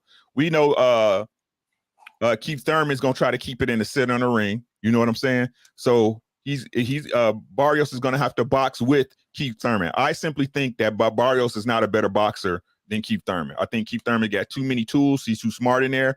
I have Keith Thurman in 10. But I wouldn't be surprised if it went 12. I wouldn't be surprised if it went 12 for a decision for Keith Thurman. Already. And I forgot, man, you made your pick. And I wanted to ask you about the poll before you made your pick. So I'm going to ask you about the poll, and then I'll go ahead and make my pick. So I did a poll before we started the show. It says, who demanded the 10-ounce gloves? Was it, instead of the 8-ounce gloves, was it Keith Thurman or Mario Barrios? And surprisingly, with 75 votes, 53% of the people said Keith Thurman was the one that demanded the bigger gloves, and 47% said Mario Barrios. Who you think demanded the bigger gloves, man? Mario Barrios, man. I think Mario Barrios did it, man. Like, look, Keith's been in there with bigger punches than Mario, bro, and world standard gloves for welterweight, bro. Right? Like, he was in there with Manny Pacquiao, bro. Like, you know what I'm saying? It only benefit, but the only person it will benefit is Barrios. Right? Keith Thurman, no matter what y'all say, that boy, he got pop. Right? No, he not one time like that no more. As competition set up, bro. As competition set up. But he got pop, bro. And like you covered, shout out to that boy, Knockout Boxing 86 TV covered in his video, bro. Why? If you was fighting in 8-ounce gloves, Mario Barrios, why was you training in 10 ounces? Facts. That's all I'm saying. That's all I'm saying. Shit, that don't make no sense. Simple. It's simple, right? So you spar in your 16-ounce gloves, and then when you go do your mitts and shit, and you go do your training, your pad work and shit, and you put on the 8 ounces because that's what you're gonna fight in. He openly said, like, "Yo, I'm putting on the." I was training in 10 ounces. So when he went to do his mitt work and his bag work and shit, he had on 10-ounce gloves. Why the hell would you do that shit? You ain't did that shit ever before, bro. You did that shit because it was you, dog. What are we talking about? And you can tell by the way the story went. You know what I'm saying? Like you said, when Key played the audio, he was like, "Yo." Mario Barrios was like, hey, you know, you 10 ounce gloves. You know what I'm saying? Key was like, man, I don't know why they did that, bro. What's going on? You know what I'm saying? We got a shout out to Key on that too. He had the same sentiment. We dropped videos that same goddamn morning. Like, hell nah, y'all stop this bullshit. That wasn't Keith. Yeah, that wasn't Keith. Like, I ain't no Keith Thurman fan like that. I don't mean to be committing light skin on light skin crime, but damn it, come on, bro. He been this hole with Sean Porter, Danny Garcia and shit, Manny Pacquiao. And he waited for the 140 pounder who just got knocked out by a dude that used to fight at 130 pounds. And he said, "This the guy I'm gonna demand big gloves on." Come on, dog. Don't even make what no y'all sense, talking about, bro? But hey, you take it the way you want it, man. Yeah, man. Let me catch this super chat, man. Salute to my OG, singing OG, KQKC. Y'all catch him tomorrow night. He gonna be calling the Eubanks card. He gonna be calling the damn the Keith Thurman card and shit. He gonna be calling shit all day. He might just take a break to grab some food, but y'all go subscribe to KQKC. But salute to the OG in that super chat. Says, sorry I'm late, just paying my snow dues. Yeah, man, I was telling them, bro, we had a blizzard here in Dallas, Texas, KQ. We had 2 inches of snow and shit. It was very, very tough for me, man. And KQ, he said he was shoveling like a whole foot of snow. He told me, man, bro, 12 inches dropped in Chicago. Yeah. He up there in Chicago. I was like, man, hell no, bro. If I moved to Chicago, Ricky, I would probably never have a job, bro. Because they'd be like, dog, you can't call in to work every time it's a little snow on the ground. Yeah, dog, they fire my ass. Bro.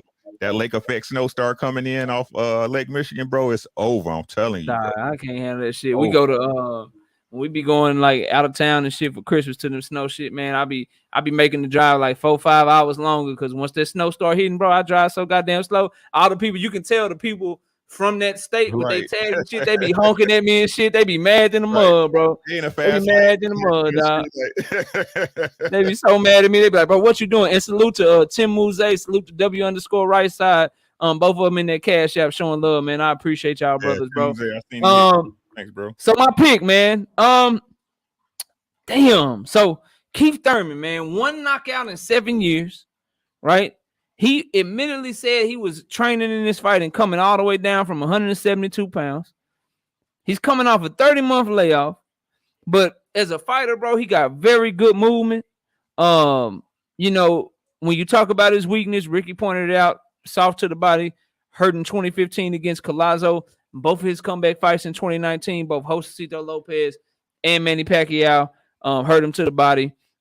He's good at throwing wide shots. He got good timing and shit. He jumps in good with a straight right hand, left hook combination or left hook right hand combination is very, very nice. And he's just a very good fighter. The jab is nice. The main thing with Keith though, he know how to move in that ring, bro. Like you can say what you want about him, and I don't like what he did with Earl and all that shit. I don't like how he hold up the welterweight division, but his movement, bro, he can put on a clinic on movement, not only to get his offense off and shit, but once you hurt him and shit, like most people will just shell up and shit and sit against the ropes and let you hit him and shit, man. Keith gonna get on his bicycle and he gonna make his ass hard to track down. Do I think he's one time? Nah, he ain't knocked nobody out in a long ass time. But Keith Thurman can fight. We got to give him that credit. My major concern with him is gonna be ring rust, because he ain't been in the ring in 2.5 years. Mario Barrios, this is his first fight at 147. He did look weight drained a lot at 140 pounds. So moving up to 147, he did look better on the scale at 147 today. So I think that will help him. But he got a solid jab, good fundamentals, and he got a great game plan. I think honestly, people are talking about Mario Barrios and the good first half of the fight he had against Tank Davis. I think not enough people are talking about Virgil Hunter, because I think that was more of Virgil Hunter's game plan and the way that he had Mario Barrios fighting that gave Tank Davis a problem. Like, I'll give it to the game plan more so than I give it to the talent of Mario Barrios, if that makes sense. Like, I think Virgil Hunter is such a good coach, and he game plans so well that it was more his game plan than Mario Barrios' actual talent that was giving Tank Davis his problem. So I think he's going to come in with another great game plan for Keith Thurman, and it's going to be on Mario Barrios to implement that game plan. But he'll throw with you. He has some counter punching ability, especially with the right hand, especially slipping punches with left hooks down to the body. Those are the two ways that he counters best. Weaknesses, man, he's straight up in the air. So he's there to get caught out of exchanges, because he'll go straight up in the air, back up, and then boom. If you follow him out of that exchange, you probably catch him flush with some shit. He got beat by Akhmadev, I believe the guy's name was. I felt like he lost that fight clearly, but for some reason, maybe they had these plans for Barrios. They gave him the victory. So, it is what it is. He got that W, and he's on to this fight. As far as who I'm picking and why, man, Keith Thurman's 30-month layoff really, really bothers me, man. It really, really bothers me, and the fact that he ain't knocked nobody out in 7 years. But Keith Thurman looked like a damn G.I. Joe on the scale today. Like, he looked like he was in phenomenal shape and shit. So I don't know if that's going to overweigh the long ass layoff that he had. So because of that long ass layoff, I got to go with Mario Barrios in this fight, bro. What? I gotta go with Mario Barrios in this fight. I gotta pick Mario Barrios to make me lose my goddamn bet to Keon and get his ass knocked out, bro.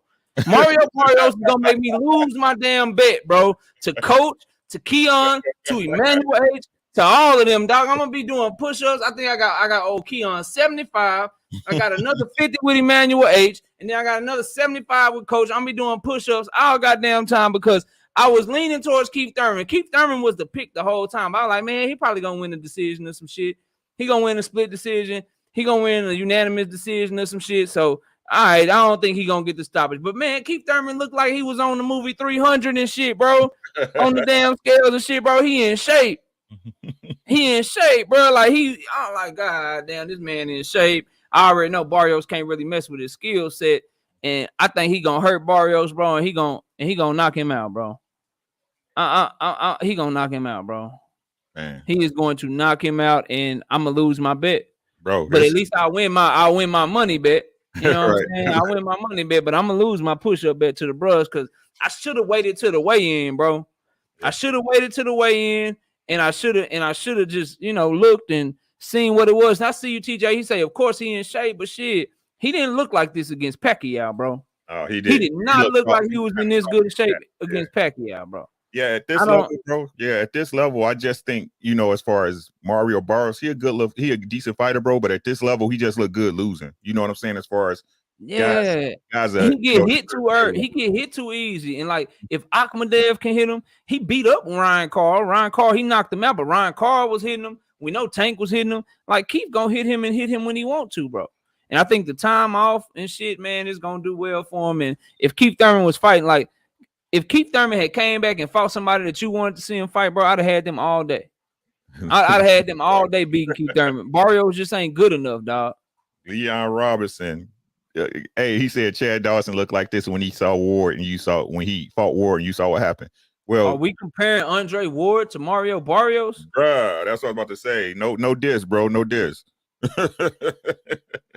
Like, is that what we doing? Barrios is no SOG, bro. TJ, the only thing I'm rolling the dice on, brother, is whether or not he'll get the stoppage.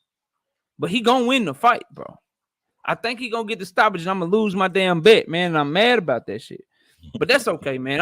Let me go ahead, drop some links, man. Everybody, y'all are welcome up here to kick it with me and Ricky for a little bit, man, before we wrap this thing up. But man, this has been a great show. Let me go ahead and invite everybody up here. Everybody come through. Let me know your picks. We can talk about whatever fight y'all want to talk about, whatever topic in boxing y'all want to talk about. The panel will be open and we'll get it popping, man. Y'all come on up here and chop it up with us. Let me pin this so everybody can get it. But yeah, man, I was I wasn't high on Thurman going into this fight because I hate layoffs and shit, Ricky. And I was like, man, I don't know. And at first I was like, man, should I pick Barrios? But then I was like, bro, I can't pick Barrios. Barrios, he ain't good, bro. He ain't that good. But I can at least maybe pick Thurman by decision. But nah, he looked too good at that weigh-in. And Barrios, he too damn humble for me, bro. He too nice and shit. Yeah, 817, what's popping? What's up, man? What's happening, Rick? Hey, my brother, what's happening? What you got? What's happening, man? Just conceding that I'm about to lose this damn bet, 817, man. I can't believe this shit, man. He heard about it. Look. Hey, Rod, what's happening? I shouldn't have made the bet. I shouldn't have made the bet before the weigh-in, 817. I did the shit with limited information. Limited information.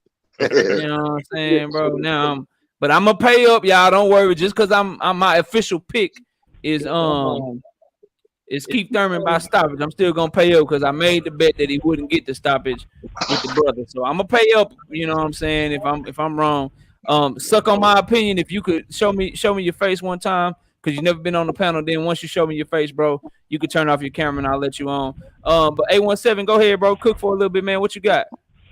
Bruh, if Keith Thurman don't stop Barrios, he done. I don't want to hear this shit about him being back and champions need to be checking for him and shit. And he fighting a Mario motherfucking Barrios. I said it earlier and I got drugged. I got drugged. The shit don't make no sense to me. We talking about Mr. One Time, Mr. Anytime, Mr. I ain't afraid to let my O go. Everybody talking about him. If he beat Barrios, he top 5. Top 5, fuck the rankings and what them people say. It's 5 motherfuckers that I named that ain't beating him at that he ain't beating at 147 right now. Bruh, look, again, Keith Thurman supposed to go in there and knock out Barrios, a motherfucker who just got knocked out by a 135-pounder. He ain't back. He ain't back. If you want to prove you back, like I said earlier, like Ricky said, fight a motherfucker who up there, who is in contention for a belt. That's how you let the motherfuckers at the top know that you back. Barrios don't say you back. The fuck? Keep looking for a time to check. Tell us how you really feel. K-Rod, what's up? Salute to you. Thanks for hopping up, man. Salute to you, knockout. What you got for the show? What's up? Man, it's Team Mexico over here. It's La Fiesta and the La Raza. I got Barrios by the KO. Man, I thought you was Puerto Rican. Hold up. I thought you was Puerto Rican, bro. Yeah, I am. It's not Puerto Rico over here because guess what? Mexico versus Puerto Rico, it's Team Puerto Rico all day. But I gotta stand for Barrios, bro. You can't be playing both sides, dog. What you talking about, bro? He said this is for La Raza. Shit. Yeah, but not see, he forget I got a good memory and shit, bro. Like I know what you really are, dog. Yeah, bro. But now go ahead, man. Cook on it, man. Why you going with Barrios, bro? Man, Keith Thurman is a Paulie Malignaggi at 147, man. What? Keith Thurman ain't got no hands. Whoa. Hold up. Now, I ain't no Keith Thurman fan, but hold up. Come on, dog. Paulie Malignaggi, you just trying to get some shit started, dog. You just trying to start some shit. You been partying and shit. That's you been trying to start some shit. That's what you doing right now. That man said Polly Malignaggi, bro. Nah, dog. You talking about the Polly Malignaggi that got his ass beat up by the guy that Keith Thurman beat? Come on, dog. Come on, dog. Polly Malignaggi got beat up by Sean Porter, but Keith Thurman beat Sean Porter. What you talking about, bro? I can't. Hey, well, came up here and forgot who he was talking to for a minute, man. I don't know. I don't believe you, K-Rod. No, sir. Hey, man, I don't know where you at, but mollies and lines and all that shit must be legal where you at, because you bugging out tonight, man. But let me go. I'm not bugging. He on that. Nah, for real. Like, give me an honest breakdown. How do you see it possible for Barrios to win that fight, bro? I see Barrios beating Keith to the body, and I think my opinion. I see you can turn your camera off, bro. I'm finna let you up. Wow. Okay, to the body. Dwayne Freeman, what's up with you, bro? What you got going on, man? What you got for the show, dog? What's going on, man? What's going on, Ricky? Please, God, please hit me on, bro. Yeah, what's going on, fellas? I was feeling like K-Rod. I was like Mario's going to beat Keith Thurman to the body. We saw Keith Thurman get hurt against Josito Lopez to the body. We seen him get hurt with Manny Pacquiao to the body. But then the glove gate then came out, and Barrios asked for the 10-ounce gloves, and we see Keith Thurman get on the scale today looking like a daggone G.I. Joe He-Man figure. And Mario Barrios, he usually gas out in the later rounds of the fight. That's a fact. It's something in my gut saying Keith Thurman going to get him out like the 10th or the 11th round. I think Keith Thurman going to knock him out 10th or 11th round. So I'm going to have to go. Listen, bro, I was on the fence like you, dog. I was on the fence like you, dog, but in a different way. I was like, yo, Keith Thurman going to win, and he going to escape with like some close-ass unanimous decision or some split decision shit. And then once I saw him, I was like, oh, nah, he in shape. So I'm switching that shit from decision to knockout, which is messing up my bet with one of my brothers on the panel, Key, who probably about to talk so much shit to me that it's crazy. But I gotta go with what I see, bro. And I see him doing this thing, man. That's what I had. I originally had him getting after I saw the whole glove thing. I said Keith Thurman gonna end up winning by unanimous decision. But then when I seen him get on the scale today, I was like, hold up, this ain't the same Keith Thurman I'm used to seeing. This man look like he's rejuvenated. So he gonna come in there looking to get back in the title mix real quick. So he got to show off. He trying to get a title shot. He got to show off. So I was like, you know what? And then I thought about it. I was like, yeah, Barrios do gas out in the later rounds. All right, man, Keith Thurman gonna end up getting him out in the late round 10, round 11. He gonna get him out. Keith better not let my ass down. Cause I've been talking all this shit like he ain't had no stoppage since 2015. I've been talking all this shit. He better handle his business. But let me catch a super chat. Salute to Tim Mouze with that $5 in the super chat. He says, my red flag for Thurman is he took this fight out of shape, weighing 190 pounds, and started this extreme camp cutting weight. He looks super drained right now. I feel you, Tim. I disagree though. Like, all them muscles and shit, they don't like that ain't weight drain to me. His face look old. He look like he old as shit, but he look like he in good shape, bro. Because when he hydrate back up, it's gonna be even worse, bro. He gonna be like 160, 158, something like that with straight Leon. I see you, bro. I'm finna let you up.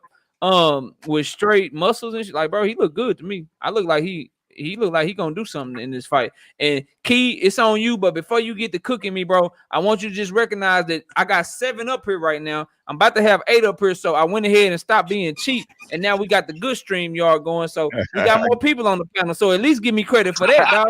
You start cooking me. $25, man. But Key, go ahead, man. What you got for the show, Key? Yeah, nah, I ain't gonna cook you because shit. We all, had to go back on some bets. On some picks. I did it before too. My thing, I want to ask a question because I didn't know that Keith Thurman was coming up from weighing 180 pounds. I didn't know that. You know what I'm saying? I don't know where. Well, he said 172, but you know it's probably more than that. It's probably more than that. If he said 172, it's probably a little bit more. Where did he say that on? It's on the article. Go to Boxing News 24 and type in Keith Thurman coming from 172, and it'll pull right up for you. When did he start training though? He been doing this fight for a long time. Yeah, so man, I don't know. Yeah, it was. Yeah, how many? Like that's what I'm saying. How long was it? How long he been? Hold on. It got announced in like December. So at minimum 2 months, but you know they know about the shit before it get announced. I guess at least 3.5, 4 months, bro. He been training for this shit. Yeah, cause like I said, his body, he looked like that. He made the weight to me. When you look at how his body, right, he made the weight comfortably. You could tell by how cut up he is, how his body looking. You know what I'm saying? Because if you look at Keith Thurman past when you struggle to make weight, you ain't got that definition like that. You know what I'm saying? Just like Keith Thurman usually look, he be usually looking like a motherfucking 12-year-old boy and shit by the body. He don't never look like he do now. So and then also, bro, he came in like 145 and shit. Like it wasn't no barely 147. He was in that hoe looking ripped at 145, bro. Like that shit. And on top of that knockout, he was energetic when he was doing his interview right after that. You know what I'm saying? Because I heard you say that, and that shit was a good point. Yeah, he went right over and did an interview, and he ain't need to like rush and get some water and rush and get some shit. Because when they dehydrated, hey, they ain't trying to talk to nobody. They rushing to get some shit in their system. So he wasn't like that. So I pay attention to all that. Like I said, he look about 85 years old in the face. But from Trav, I see you. You can turn your camera off, Trav. You can turn your camera off if you want to, and I'll let you up. But I see you, Trav. Go ahead, man. Like, but from the neck down. Hold on, suck my opinion. Let him finish, and then it's on you next, bro. Go ahead, Keith. But like I said, from the neck down, he look in tremendous shape. Now, as far as y'all talking about the man got to fight Boots, come on, man. He coming off a damn near 3-year layoff. You know what I'm saying? If this was June, it'll be 3 years. He ain't got to get in there and fight no Boots because y'all talking about he needs the respect from y'all, but he got the respect of his peers. Now, I'm not telling you that he beating Barrios, he earned his way to an Errol Spence fight. I'm not telling you that. I don't think that he could be able to go out there and beat Barrios and then just hop right in line, you know, and fight an Errol Spence. But y'all got to give him some credit for what he done in the sport before. Y'all acting like this man ain't never just beat the top dudes that was in the division before. Give the man some credit. You know what I'm saying? I know y'all don't like it, but y'all got to look past that and stop shitting on him and acting like he ain't never did nothing. He just the Rudy Poop just coming up. No, it ain't that. That's not what I'm saying, brethren. Hold on, because we're gonna go to you next, Ricky, because he responded directly to you. So we'll go ahead and finish cooking, bro. Get your point off, and then we'll let Ricky respond. Going on in the background. Y'all put your mic on mute if you're not talking. Let Keith finish his point. Then we'll go to Ricky to rebuttal Key, and then we'll go to suck my opinion so he can get his shit off. But go ahead, Key. So I'm saying, like, I hear y'all saying, he needs to earn his respect. Man, that man got his respect from what he's done in the sport.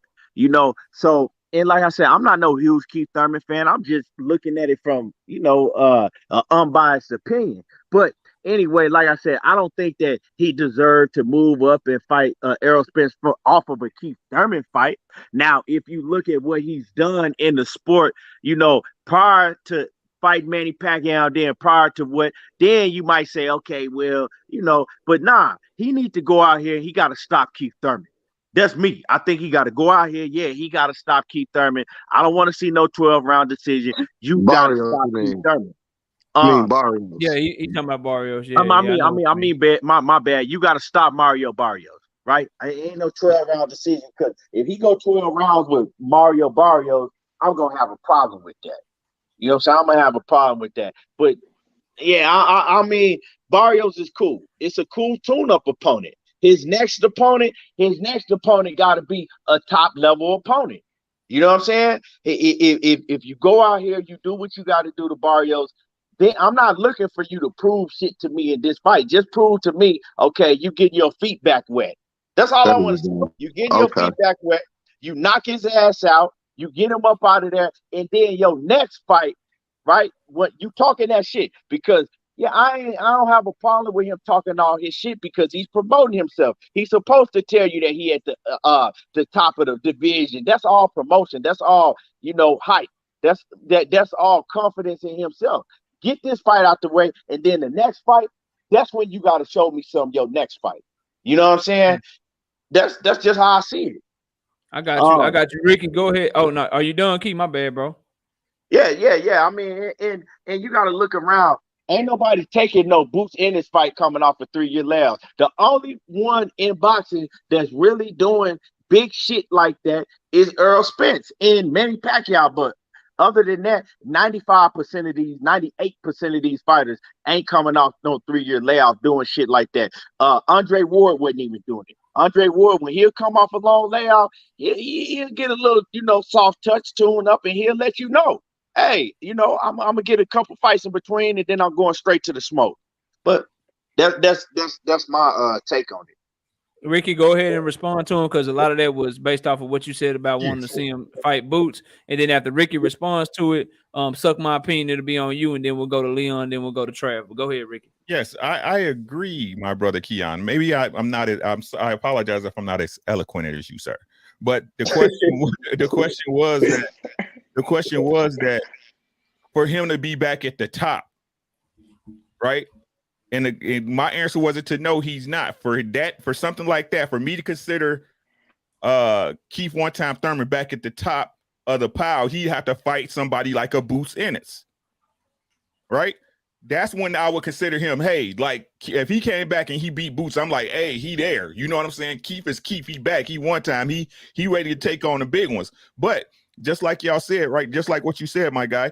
Right now, it's a tune-up fight. He should dominate and look good against Barrios. And from there, we'll see where it goes from there. But I'm saying for him to get back at the top of the range, to be able to try to dictate some shit, he will have to fight somebody like Boots for me. That's what I was saying. Did you hear what I said?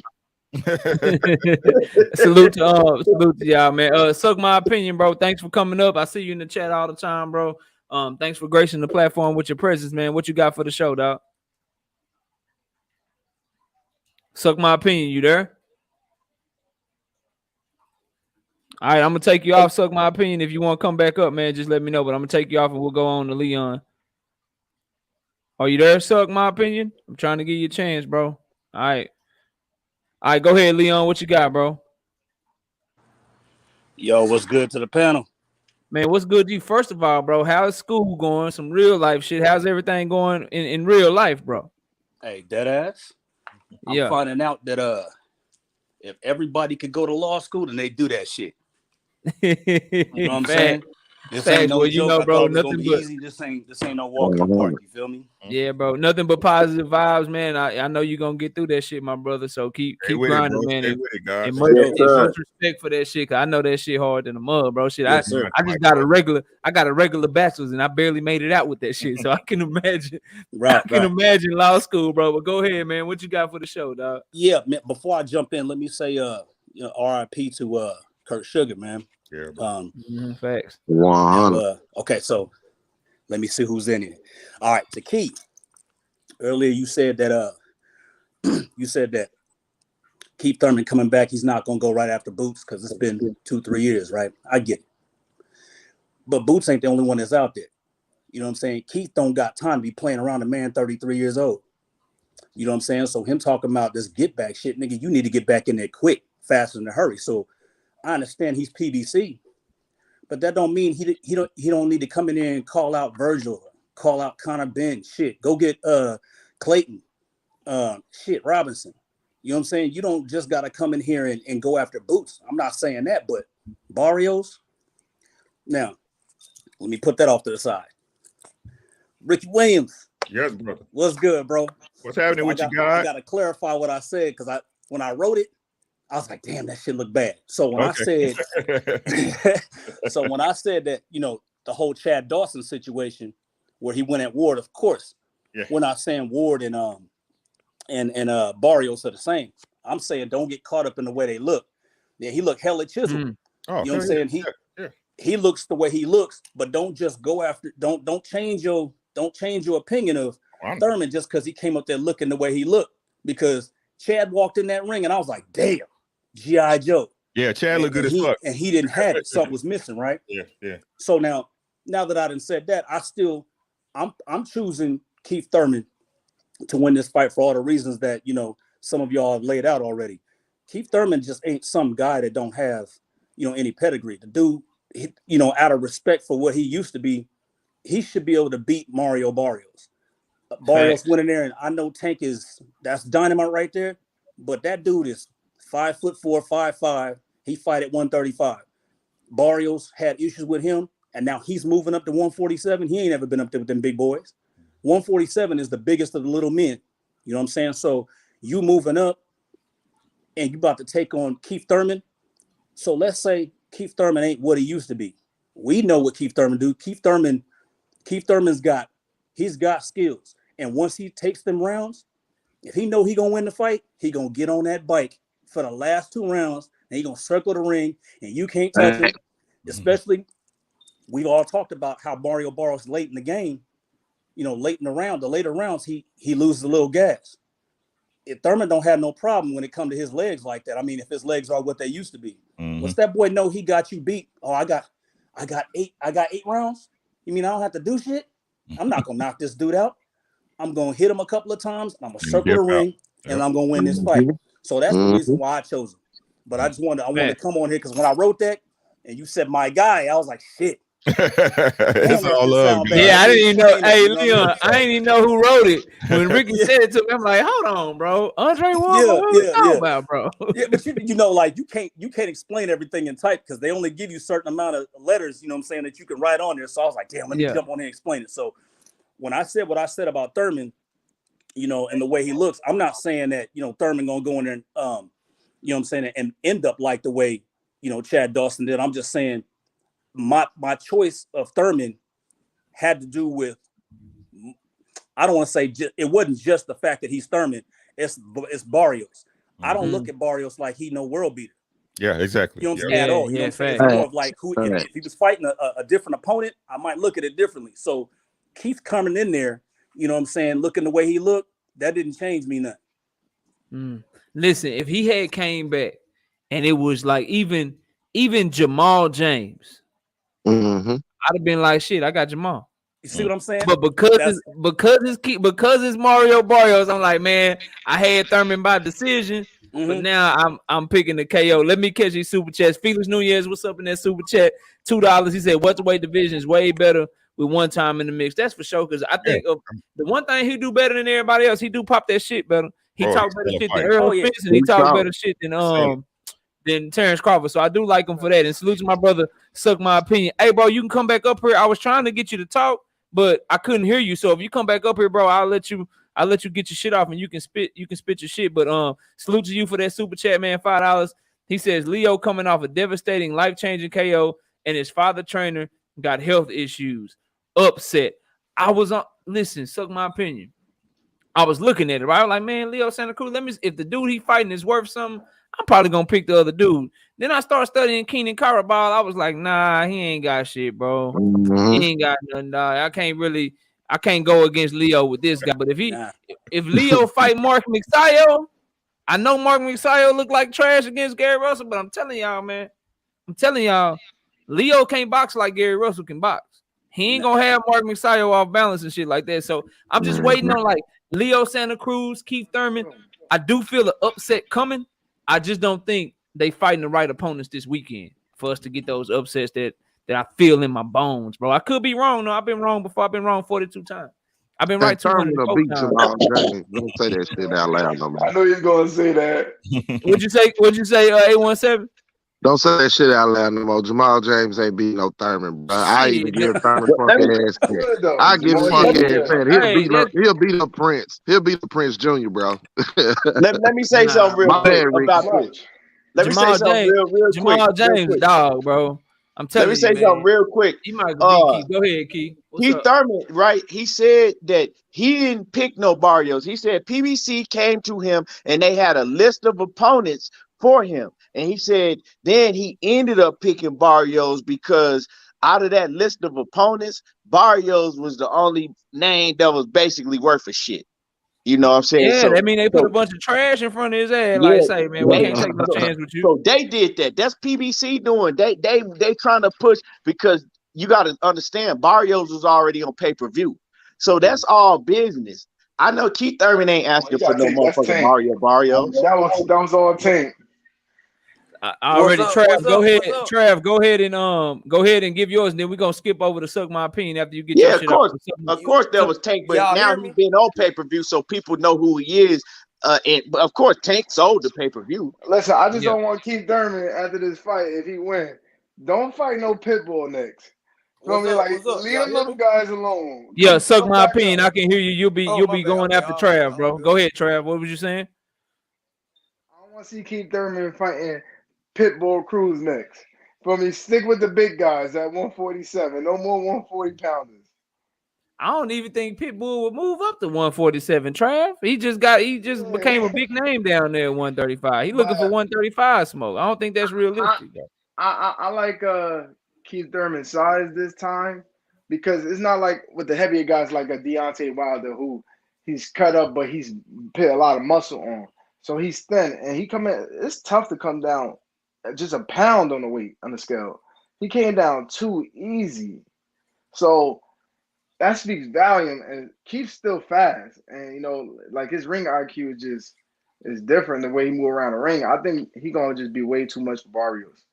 Yeah, I agree with that. Man. That's all facts. He moves so well. That's one of the keys to his game. He moved very, very well in the ring, whether it's offense or defense. He moved good. He's gonna set him up. He's gonna set him up with traps all over the place because like they both got weak bodies, but you could tell that Thurman was you could tell by the way he cut that he's tightened up his core a lot more. So I think he's gonna be able to, and Barrios is not a big puncher. So I don't think Barrios is gonna break his body down. Nah, he wasn't a big puncher at 140 like that, so he definitely ain't gonna just come to 147 wrecking shit. Not at all. And he's gonna be cautious. At the end of the day, you still gonna respect Keith Thurman. So he's gonna be cautious. He's not gonna be throwing like people think he is. He's gonna use his jab, but he's not gonna try to go in the brawl with Keith. And then I didn't bring this up. I didn't bring this up, bro. But we can't act like Barrios didn't get beat up from round 8 to round 10 in his last fight. Like he took a lot of punishment against Tank Davis. So about Santa Cruz not being the same or Keith Thurman, like. We don't know how Barrios gonna come in that hole. Cause he came in that hole like a warrior trying to stand up to Tank and shit. If he get cracked good by Keith Thurman, I don't know, bro. I don't know. He might fold. The thing I'm thinking the most is from that 8 to 12 round. What we gonna see with Keith from 8 to 12? Because 3 years off, I don't care about how much sparring you got when you're in a real fight.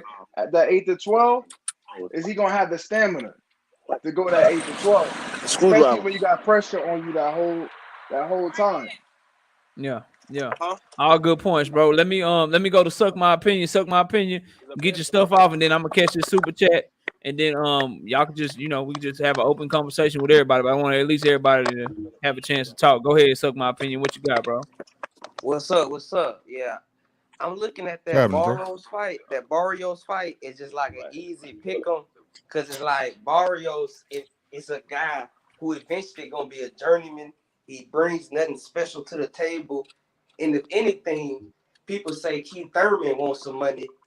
I mean, Barrios want the money because coming off a Tank KO, where does he go for the money? What? I mean, Keith Thurman call him up and say, "I'm gonna have you on pay-per-view." I mean, what other shot he got? Can he say no to that? He has no other option. Hell no, he can't say no to that. 2 pay-per-views in a row. You right about that. He can't say no. That's like Rolly Romero. Like, yeah, Tank might beat your ass, but you gotta say yes, bro. You gotta say yes. You gotta get the biggest bag. But go ahead, bro. Go ahead, Suck My Opinion. Keep cooking. And it's like, Barrios a punching bag. He's a professional punching bag. He has no defense. Ryan Call, professional punching bag. His ass up. Bro, he got hold on. He got a little bit of skill, suck my opinion. He got something, bro. Don't tell me I did all this studying. I did all this studying and shit, talk about his strength. Then you just get up here and tell me he a punching bag, bro. You making me feel bad. Barrios, they punching bag. That's their career move. Figueroa, they punching bag. That's part of their game. It just came just now. Hold on. Hey, Dwayne, I'm gonna put you on mute, bro. You talking. Go ahead, suck my opinion. You there? You there still?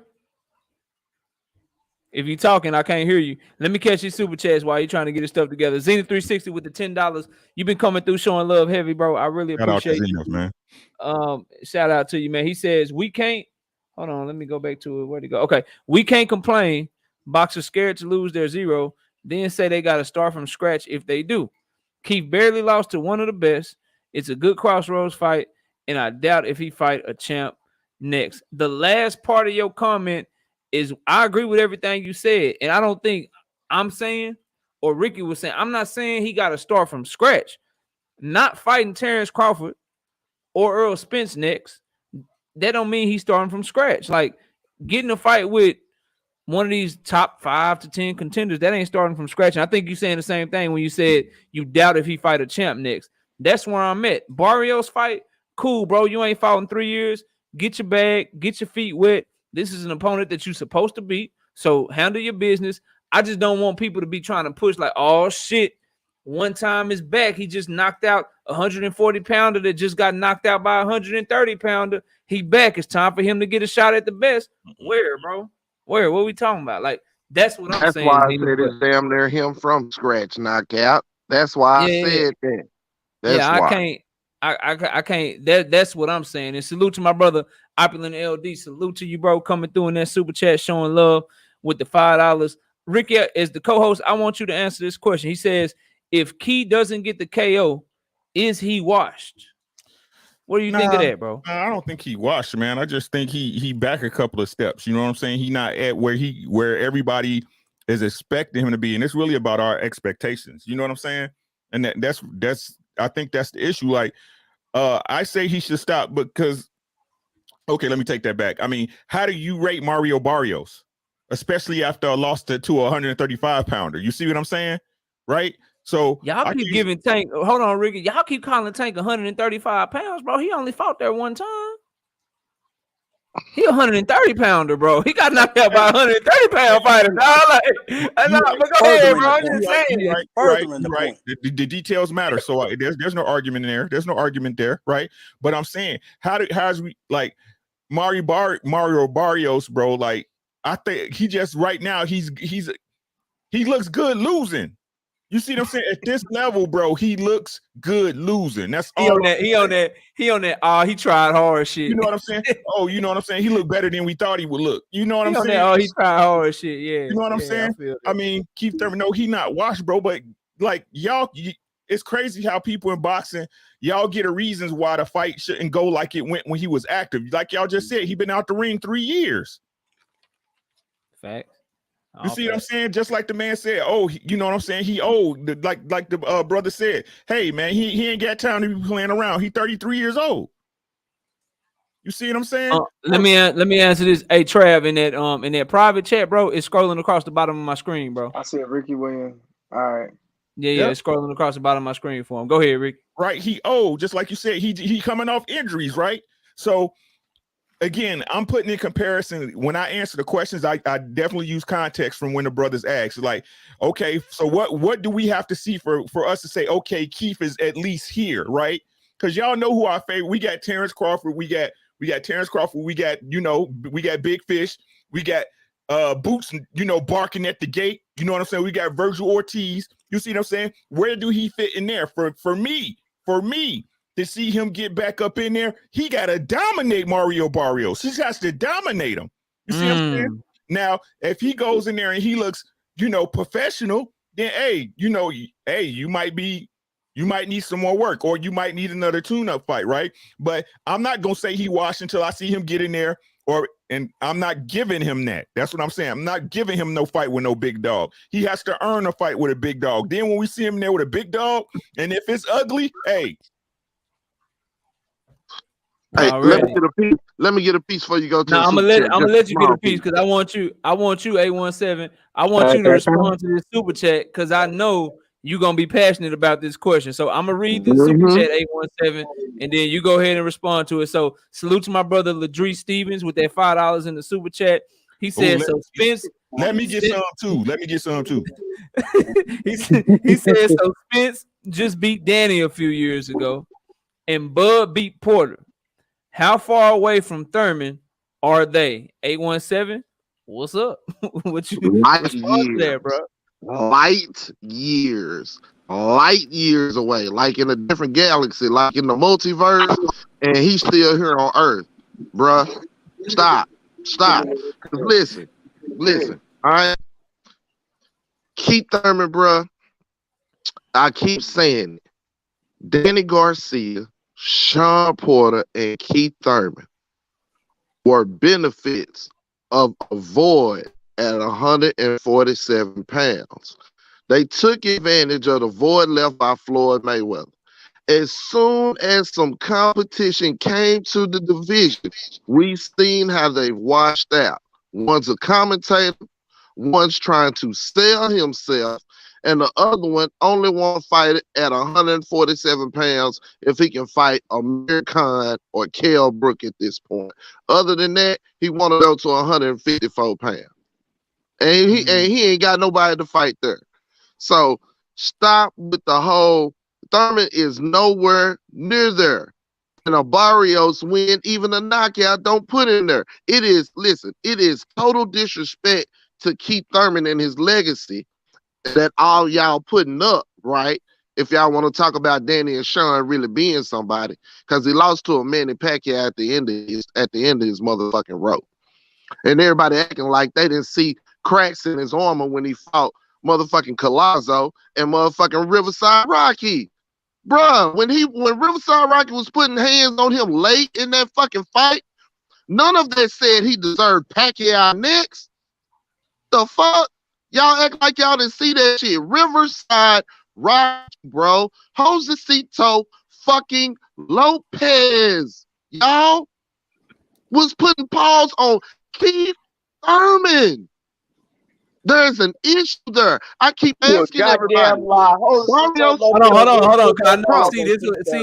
I got it, y'all. I'm gonna moderate the shit. Listen, I want Key to go next because I know Key gonna have a difference of opinion on this question. So Key, let him finish, and then you can address the same topic, bro. Go ahead, bro. 817. You can't tell me. Say, look, it is motherfucking disrespect for Thurman to even. Man, it's whack for Thurman even to get hurt by a fucking Josecito fucking Lopez. He should have flushed him and been out. And that's what I'm saying about Barrios. If he don't flush him in 8 and be out, he ain't back for shit. For a motherfucking thing, bro. It's Mario fucking Barrios. He fought one time at 135 pounds. Y'all make the fucking point. The man fight at 130 pounds. So you beat the Barrios, you gonna tell me you back? Motherfucker, you ain't back. If the nigga said, say, man, hey, look, I've been out 3 years. Mario Barrios is a credible opponent for me. I'm trying to get back in. It's really to get back. He talking like he back. The fuck? You wasn't back when Josecito Lopez was putting hands on your ass. And y'all keep, when y'all name them top 4, Bud Earl, Bud Earl, Virgil, and Jerron, y'all skipping out Ugas too. He ain't beat none of them 5. That's what I keep saying about the top 5 at welterweight. He ain't beat none of them 5. The fuck? So come on, Keon, come save him. But I'm telling you, I seen the nigga damn near boo-boo on himself with Collazo. I seen Riverside Rocky put hands on his motherfucking ass. And I seen Manny who just got swallowed the fuck up by Hold on. What was that, bro? Manny who? Hold on, Manny who? Fuck you, mean? Yeah, can I chime in? Besides that nigga ran from Danny Garcia after he got up, and he ran from Sean Porter after he got up. And then we're gonna go to K-Rod. Key, go ahead, bro. Cause 817 got me dying over here, dog. Go ahead, Key. You know when 817 don't like somebody, that nigga go in and put a whole bunch of extra sauce on shit.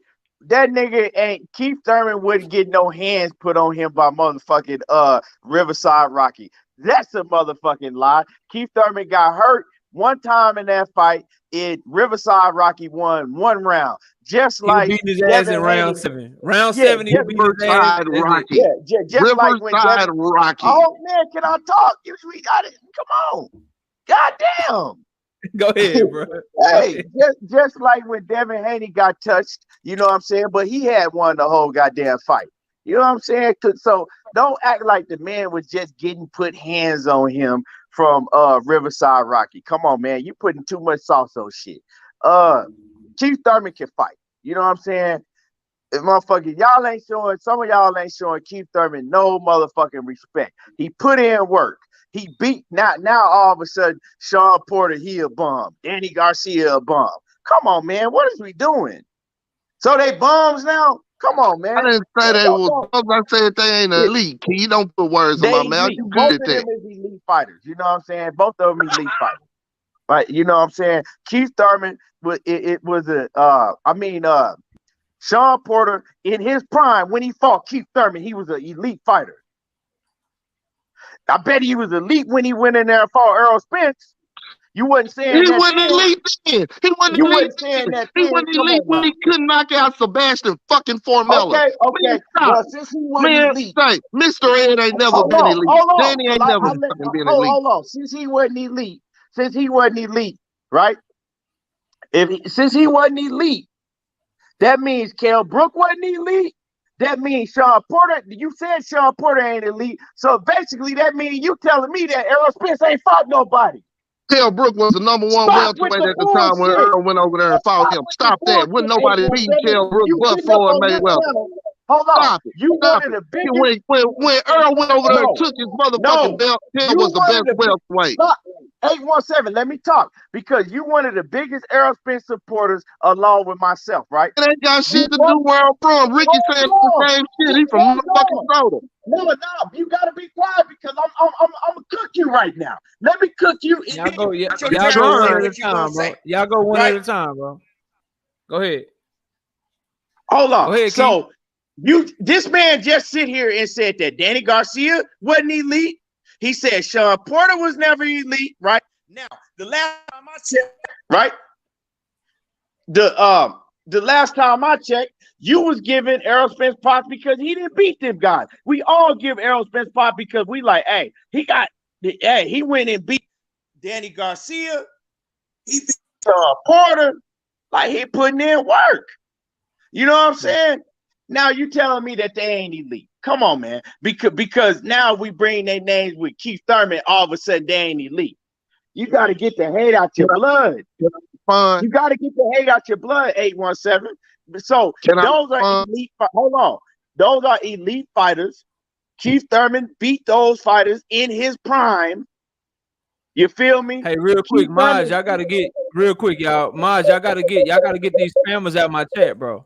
Y'all gotta get these spammers out my chat. This Tucker, all these different letters from another country. Y'all gotta get them out my chat, bro. They spamming stuff. Go back in the chat myself, man. Y'all have a good one. All right, bro. Peace out, Leon. Go ahead, Key.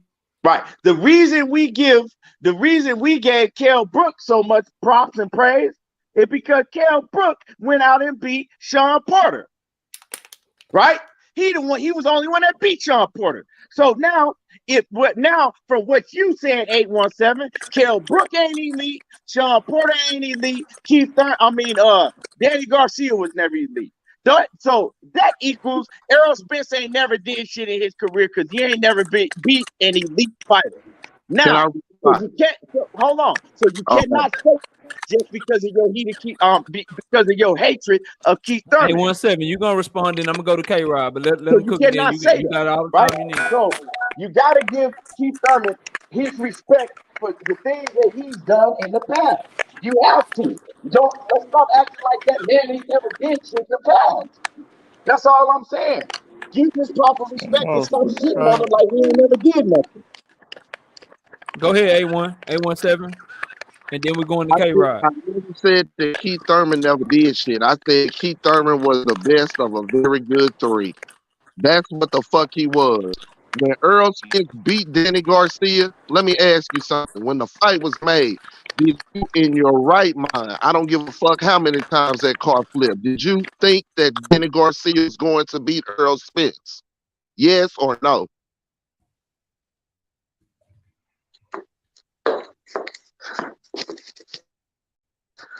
My bad. My phone was ringing. I had. Hello. He had asked you a question. Go ahead and say it again. 817. Yeah. I didn't hear nothing he said. That's what got me off your ass. No, listen. He had asked you a question. Go ahead, 817. I said, regardless of what it transpired, when Earl Spence and Danny Garcia was made, who did you think initially who was going to win the fight? Period. I picked Earl Spence over everybody. Over everybody because I followed him since the amateurs. So listen to me and what I'm saying here. All right. When Earl Spence fought Danny Garcia, when he fought Sean Porter, I never looked at the opposition as elite. I always looked at it like he was going to go in there and handle business. I actually thought he was going to knock out both of them. Both of them. So let's just get that out the way. I've never looked at any of those guys I named as elite. I said it since I've seen them. Because again, if I took them and dropped them in another era of welterweights, they'd be at the very fucking bottom. We're not talking about another era. We're talking about this era. I'm talking about this era. They were the best. He is the best of a very good three. But they are not elite fighters to me. I'm telling you. I see 3 elite fighters in that division right now. That's Earl Spence, Bud Crawford, and Geronis. Those guys are elite. The rest of ain't none of them beat an elite fighter. How are they elite then? If none of them beat an elite fighter, how are you telling me that them fighters are elite? And I'm gonna say it again. At the time that Earl Spence fought Kell Brook was the #1 welterweight. Why? Because he beat number one for IBF. Because he beat Sean Porter. No, listen. Brook was the best welterweight champion at the time. He wasn't, and nobody saw any cracks in Triple G until Kell 147-pound Brook. We not talking about Triple G. They ain't got shit to do with nothing. Hey fellas, let me interject here. Let me get to K-Rod because we got other brothers on the panel that want to cook too, man. Y'all gonna have to table this. I don't think y'all gonna agree here on this show tonight. We'll be here for a whole hour, bro. K-Rod, what you got, man? Go ahead. Floor is yours. All right. Hold on. Before you go, I missed the super chat, bro. Let me catch that real quick. Matter of fact, K-Rod, let's move the conversation forward, and you go ahead and respond to this super chat, and then we're gonna go to G5 Gabe. This super chat right here from my brother Zenith 360 with the $2 in the super chat. His question is, what if Barrios got better chin and power at 147? K-Rod, what you think of that, man? Because you picking Barrios. That's a great question for you. Go ahead. Yeah.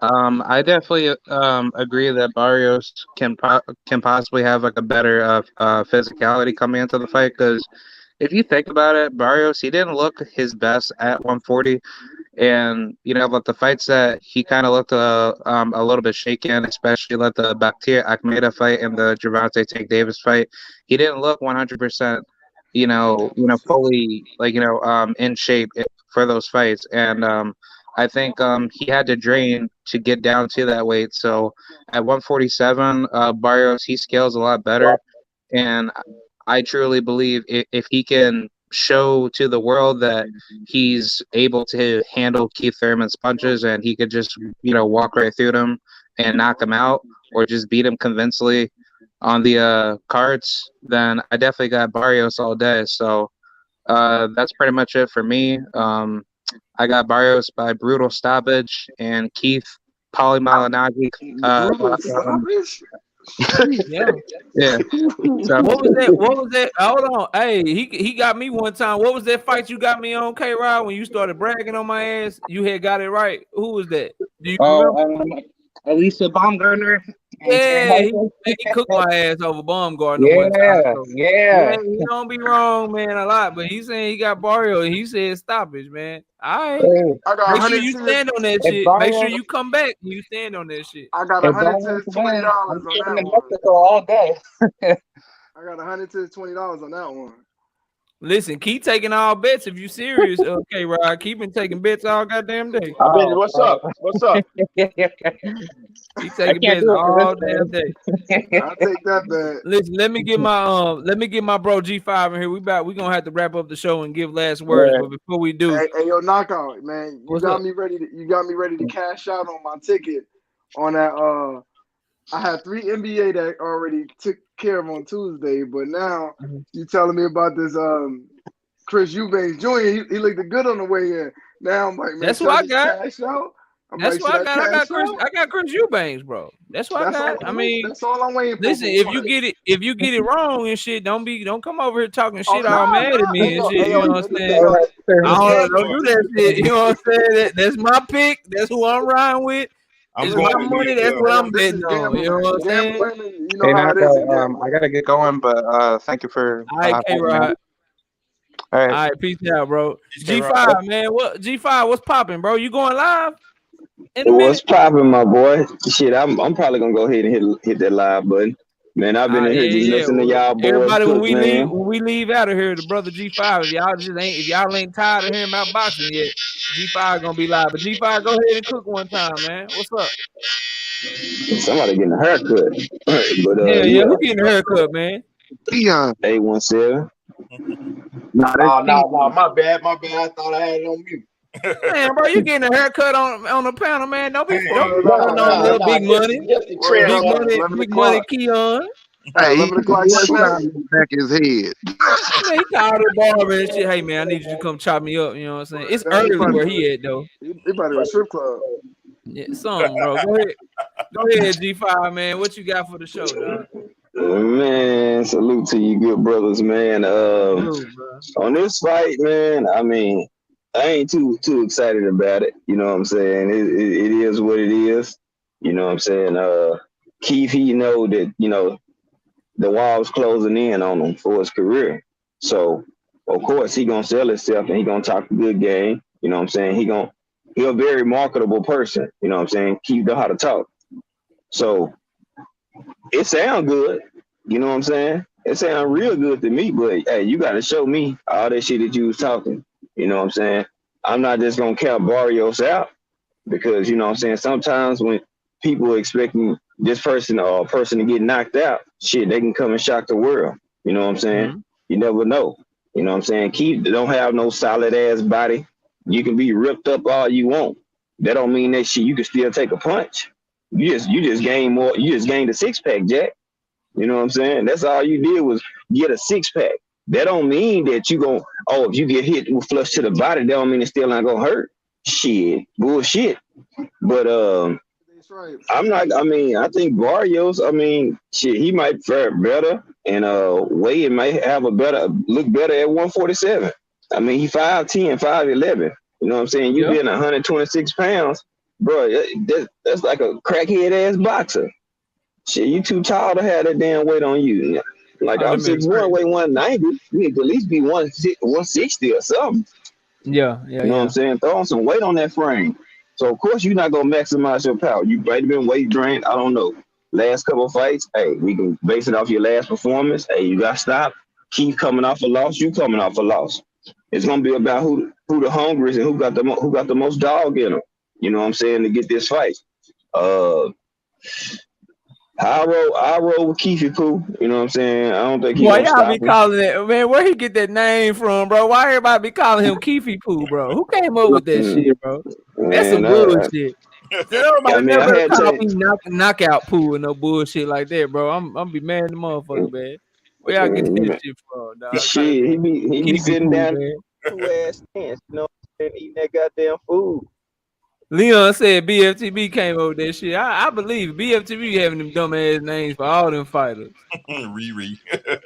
Yeah, he be having dumb ass names for all them fighters. Looking for Sherbert. Yeah. If this guy is over here fighting Muka Buka Buka Buka Muka, then like bro, BF stupid as hell, bro. But go ahead, G5, man. Yeah. Oh, you cut out a little bit, or is that me? Nah, he robot. Can you hear me? Yeah, I can hear you. I can hear you now, bro. Go ahead. Yeah, I don't think he's gonna get the knockout. If he does, I mean, there's more power to him. This is not gonna elevate you and put you on the elevator right back at the top, with everybody else, even due to your accolades that you have gained at the division. You know what I'm saying? That was some years back. So now, you know what I'm saying, you got to prove that, hey, you could look better than you did against Manny Pacquiao. You know what I'm saying? Fuck all the other shit. Like, show me that you're going to look better than you did in the Manny Pacquiao fight. You coming off another layoff like you did when you got the Manny Pacquiao fight. This a longer layoff.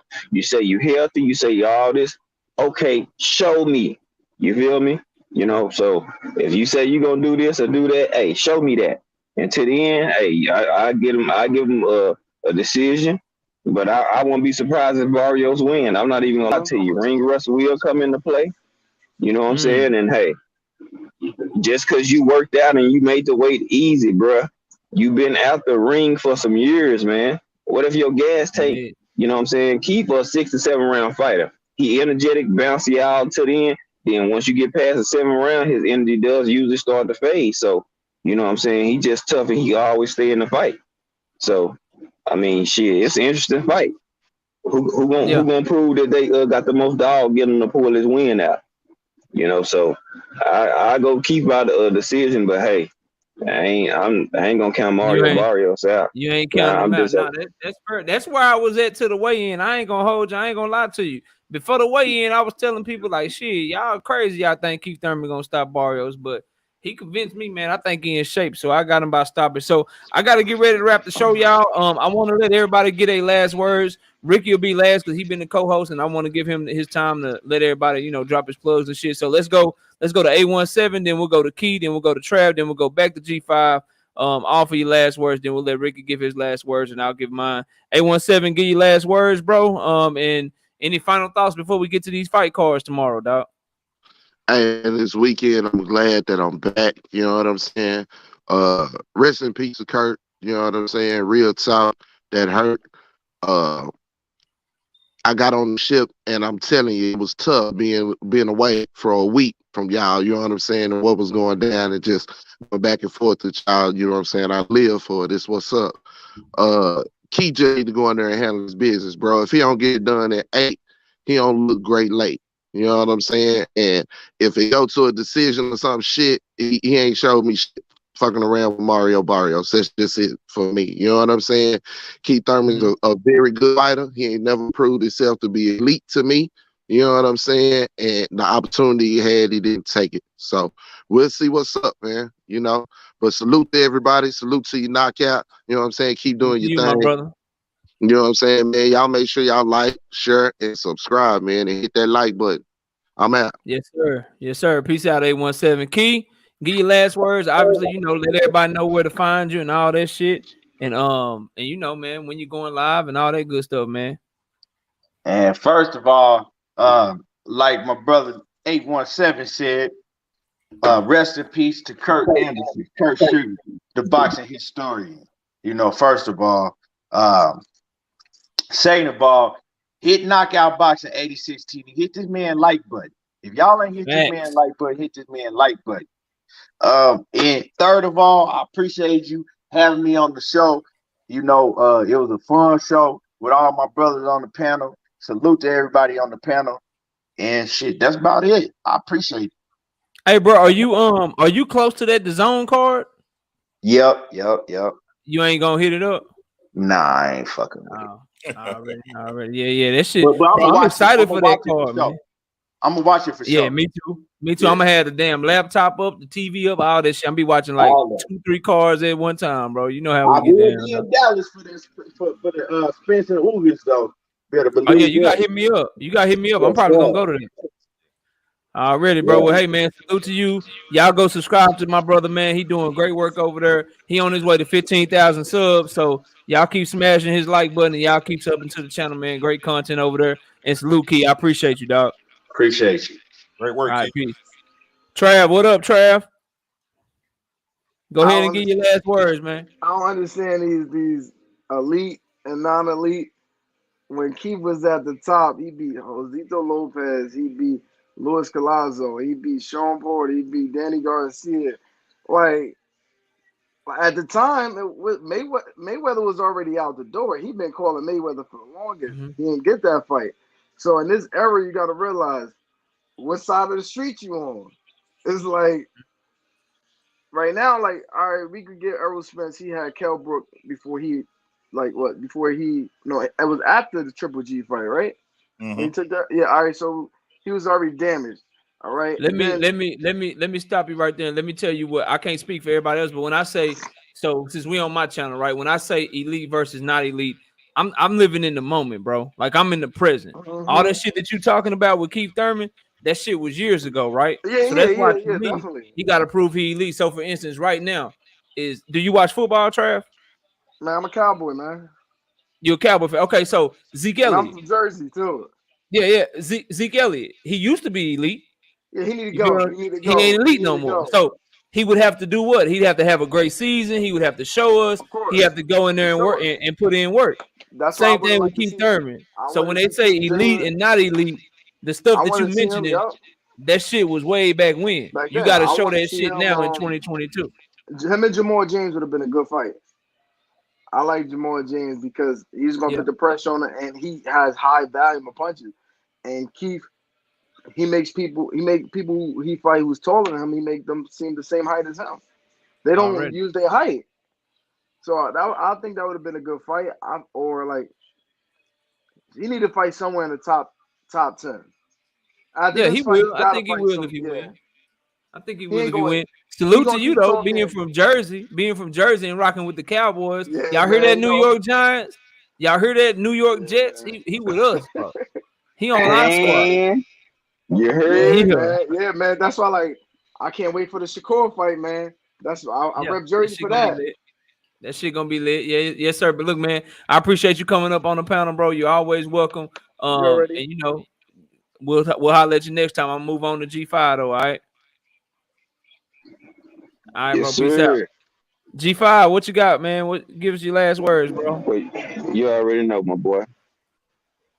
Man, you know, it's always a pleasure and honor, man, to take my shoes off, make sure I wipe my feet off. Ain't no bringing no mud in on that white carpet, you feel me? Yes, sir. You know what I'm saying? Y'all smash my boy like button. On, dog. You know what I'm saying? You heard? Yes, sir. Y'all go ahead and make sure y'all smash my boy like button. You know what I'm saying? Share the video, tell a friend and tell a friend and tell a friend. You know what I'm saying? So to all these good brothers up here, you know what I'm saying? Everybody cooking, everybody got their own flavor. You know what I'm saying? We similar and got a lot of the same opinions, but you know what I'm saying? We do differ. You know what I'm saying? But you know, it's everything is everything. Y'all can find me G5_Gate, YouTube, Instagram. You know what I'm saying? As I say, you know what I'm saying? Bring a plate, and I guarantee you I'll fill that bitch up. You know what I'm saying? And that's all I got, man. Appreciate it. Ricky Dub, ETB, my other good brothers. Hey, salute to you good dudes as always, man. You know. And you going live? You going live after this, right? Yeah, I need to go on here and start prepping myself, man. Drop your link in the chat. Everybody that's in the building, if you ain't tired of this boxing talk, G5 gonna be live after us. So y'all go check them out, man. So drop your link in the chat on the way out of here, bro. I always do that. I don't even have to tell you, dog. You can always do that shit. Mm-hmm. All right, man. Well, I appreciate you hopping up. In St. Louis Mix, you goddamn right you late, bro. I can't believe you, man. I can't believe you missed all the damn picks, bro. You missed every single pick, St. Louis. But you can go catch the replay, though. It was a great show, bro. It was fire. Ricky, my co-host, he put up with me all week, changing shit around. Hey, we doing this fight. Nah, we got to do this fight. They done changed this fight. This person fighting this person. He rolled with the punches, and he kept on being okay with everything that we had going on. Y'all don't understand the work that goes on to put on the show like this, because we do a lot of film study. We watch a lot of fights to make these shows happen for y'all. So y'all, please go subscribe to Ricky. Hit him in the Cash App. It's scrolling down there on the bottom of the screen. But Ricky, give your last words, man. Let everybody know when you're going live. Let them know what you got going on over on your channel, man. And just anything else that you want to go over, bro. Hey, man. Hey, thanks so much for the invite, man. I appreciate it, man. Great show as always, man. Again, I appreciate, man. Support the creators, man. These guys, this boy Knockout Boxing 86 came on the scene and hit it like wildfire, man. Doing great work, great traction, man. Support and share the content, man. I understand y'all support, but a share means a lot to all of us, man. Put it on your Facebook, put it on your Twitter face, whatever you use, you know what I'm saying? We would really appreciate it. But hey, either way, man, no matter how you look at it, tomorrow we got a fully loaded day of fights, man. Let's appreciate it as fight fans, bro. We got some great cards going. You know, we all make our picks, but as I say, you never know what's gonna happen. It's the human condition. You know what I'm saying? Things can surprise you. That's the greatest thing about this sport we love at boxing, man. You never really know how it's gonna go until you see it. Up until then, it's all a prediction. It's all subjective. You know what I'm saying? Man, if y'all want to check me out, I go live pretty much Monday through Friday, unless something happening, because you know real life happens, right? But I go live Monday through Friday at 8 p.m. Central Standard Time, man. We talk about boxing and life in general, man. You just got to get through the boxing part, right? Just do a search for Ricky Williams Boxing. It'll pull up my channel on YouTube. You'll see this right here, that logo, and the RW and the Nipsey blue. I'm on Twitter at RDubs, RDubs1 over there on Instagram at RDubs, man. Hey, we just we just trying to get it right, man, and enjoy the sport we love and keep it alive, man. As I say always, man, YouTube is boxing, man. It's not no ESPN, it's not no Fox Sports, it's not no whatever, man. We where boxing at, man. We where you find your boxing news. They'll talk about the damn Cowboys when the Cowboys ain't even in the damn playoffs no more, or even got a season going on before they talk about boxing on them shows, bro. You can't go nowhere else for boxing talk. So y'all gotta subscribe to Ricky, and he didn't say it, but his link to his channel is in the description of this live stream. So you ain't gotta go searching for shit. You just click on that link and y'all go subscribe to my brother and support my brother, because he supported me when I had like 200 subscribers or some shit, and he let me come on his show and help me grow. So we gotta always help each other, man. So y'all subscribe to him. But go ahead, Ricky. Yep, and you always welcome, God. You know, we also have an open panel. I say we because it's my subscribers' channel, not just mine. I'm just there to keep the peace. You know what I'm saying? So every Wednesday we got Wildin' Out Wednesdays. That's my open panel night. We come and we talk about everything, bro. It doesn't matter. Like I said, you got to get through the boxing first. And on Thursday nights, I got a new show. It's called Fighter Ratings, where we pick a fighter and we go through and we rate them. We rate their power, we rate their ring IQ, we rate their defense. So everybody can kind of get to an even kill of what's elite, what's okay, what's a bum. You know what I'm saying? So hey, man, come check me out, man. I'm telling y'all leave with something that you didn't. At a minimum, you're gonna leave with something you didn't know before you came over there, man. So I appreciate y'all. Y'all time is so much valuable to me. It's so very valuable to us, man. And y'all choose to spend it here with us. So again, thank you so much, Knockout. Thank y'all so much for coming through. Y'all have a great rest of y'all weekend, man. And we'll see y'all at the fights. You know what I'm saying? Yes, sir. Yes, sir. And salute to my brother Isaiah Hernandez with that $20, dropping it big on me, bro. I appreciate you. Says keep grinding. I don't know any other way. To my brother Isaiah. Travis Taylor Miller, you've been supporting the channel very heavy. So if you make another comment, you will see that you are now a mod on the channel. And y'all know how we do, man. I'm live every Wednesday night, 7:30 p.m. Central Time. I discuss the hottest topics in boxing. I'm live every Friday night, 7:30 p.m. Central Time. This show right here, the TKO prediction show, where I come on and I break down and I predict all the upcoming fights for that weekend. And I'm always gonna have a fire ass guest. This is one of the best ones. Show them numbers again. Show them the numbers again. Oh guys. yeah. I'm sorry. Sorry, Isaiah, but I gotta brag. That's a real prediction record. That's a real prediction record. The playlist is up on the channel, and I don't just pick easy ass fights. I don't pick and choose. You can go up there. You can check out the record. We write about 84% of the time now. I'm trying to get up to 90%. So I take this shit very serious. But Friday nights, as I was saying, 7:30 p.m. That's a TKO prediction show. And then Sunday morning, y'all see this brother right here. Here he is right there. Boom. KQKC Boxing Network. Always live with him Sunday morning, 9 a.m. Central Standard Time. All these fights that y'all about to watch on Saturday, if an upset happen, if we get all of them right, if this go on and that go on, KQKC and I will be live Sunday mornings, 9 a.m. Central Time to break it all down for you and make sense of it. And then, of course, you need videos. If your attention span is short as shit or you ain't got the time, I got videos for you every single day. I drop daily content on the channel, so y'all be sure to check that out as well. And then we got another brother coming through showing good love. TJ, I tried to keep letting you up, but $20 in the super chat. He says phone was gonna die. Respect. Thanks, my dudes. Thanks to you, TJ. I appreciate you showing love in that super chat, man. You always supporting the channel, and I know you are a betting man like myself, so good luck on your picks. If you do ride with me, man, you know what I'm saying? Don't get mad at me on Sunday morning. But I know you don't usually do that, TJ. I just be trying to tell that to people because I don't be wrong often, but when I am wrong, people, they always rub the shit in when I'm wrong. When I have like and 2-3 undefeated weeks in a row, I don't hear shit, bro. I don't hear nothing from them. You know what I'm saying? Don't come and give no kickback or nothing, huh? Just bro. They just take their earnings and go take their wives out and get shit for their kids and all kind of shit, man. I don't know. Salute to my brother W_right side with the $5 in the super chat. He says, salute KO. Appreciate the content and the hard work. I rock with you, fam. Go Cowboys. I couldn't have said it better myself. And a special thank you to this woman right here. Thanks, baby. I appreciate you always supporting me in everything that I do. But other than that, y'all, we done. Enjoy boxing this weekend. Check me out Sunday morning, 9 a.m. Check Ricky out 8 p.m. Central Time on Monday. And Ricky, thanks again, my brother. It was a pleasure, man. I really, really thoroughly enjoyed talking boxing with you tonight, man. Take it easy, y'all. Great news, man. Have a great one, bro. Peace, guys. All right. Peace, y'all.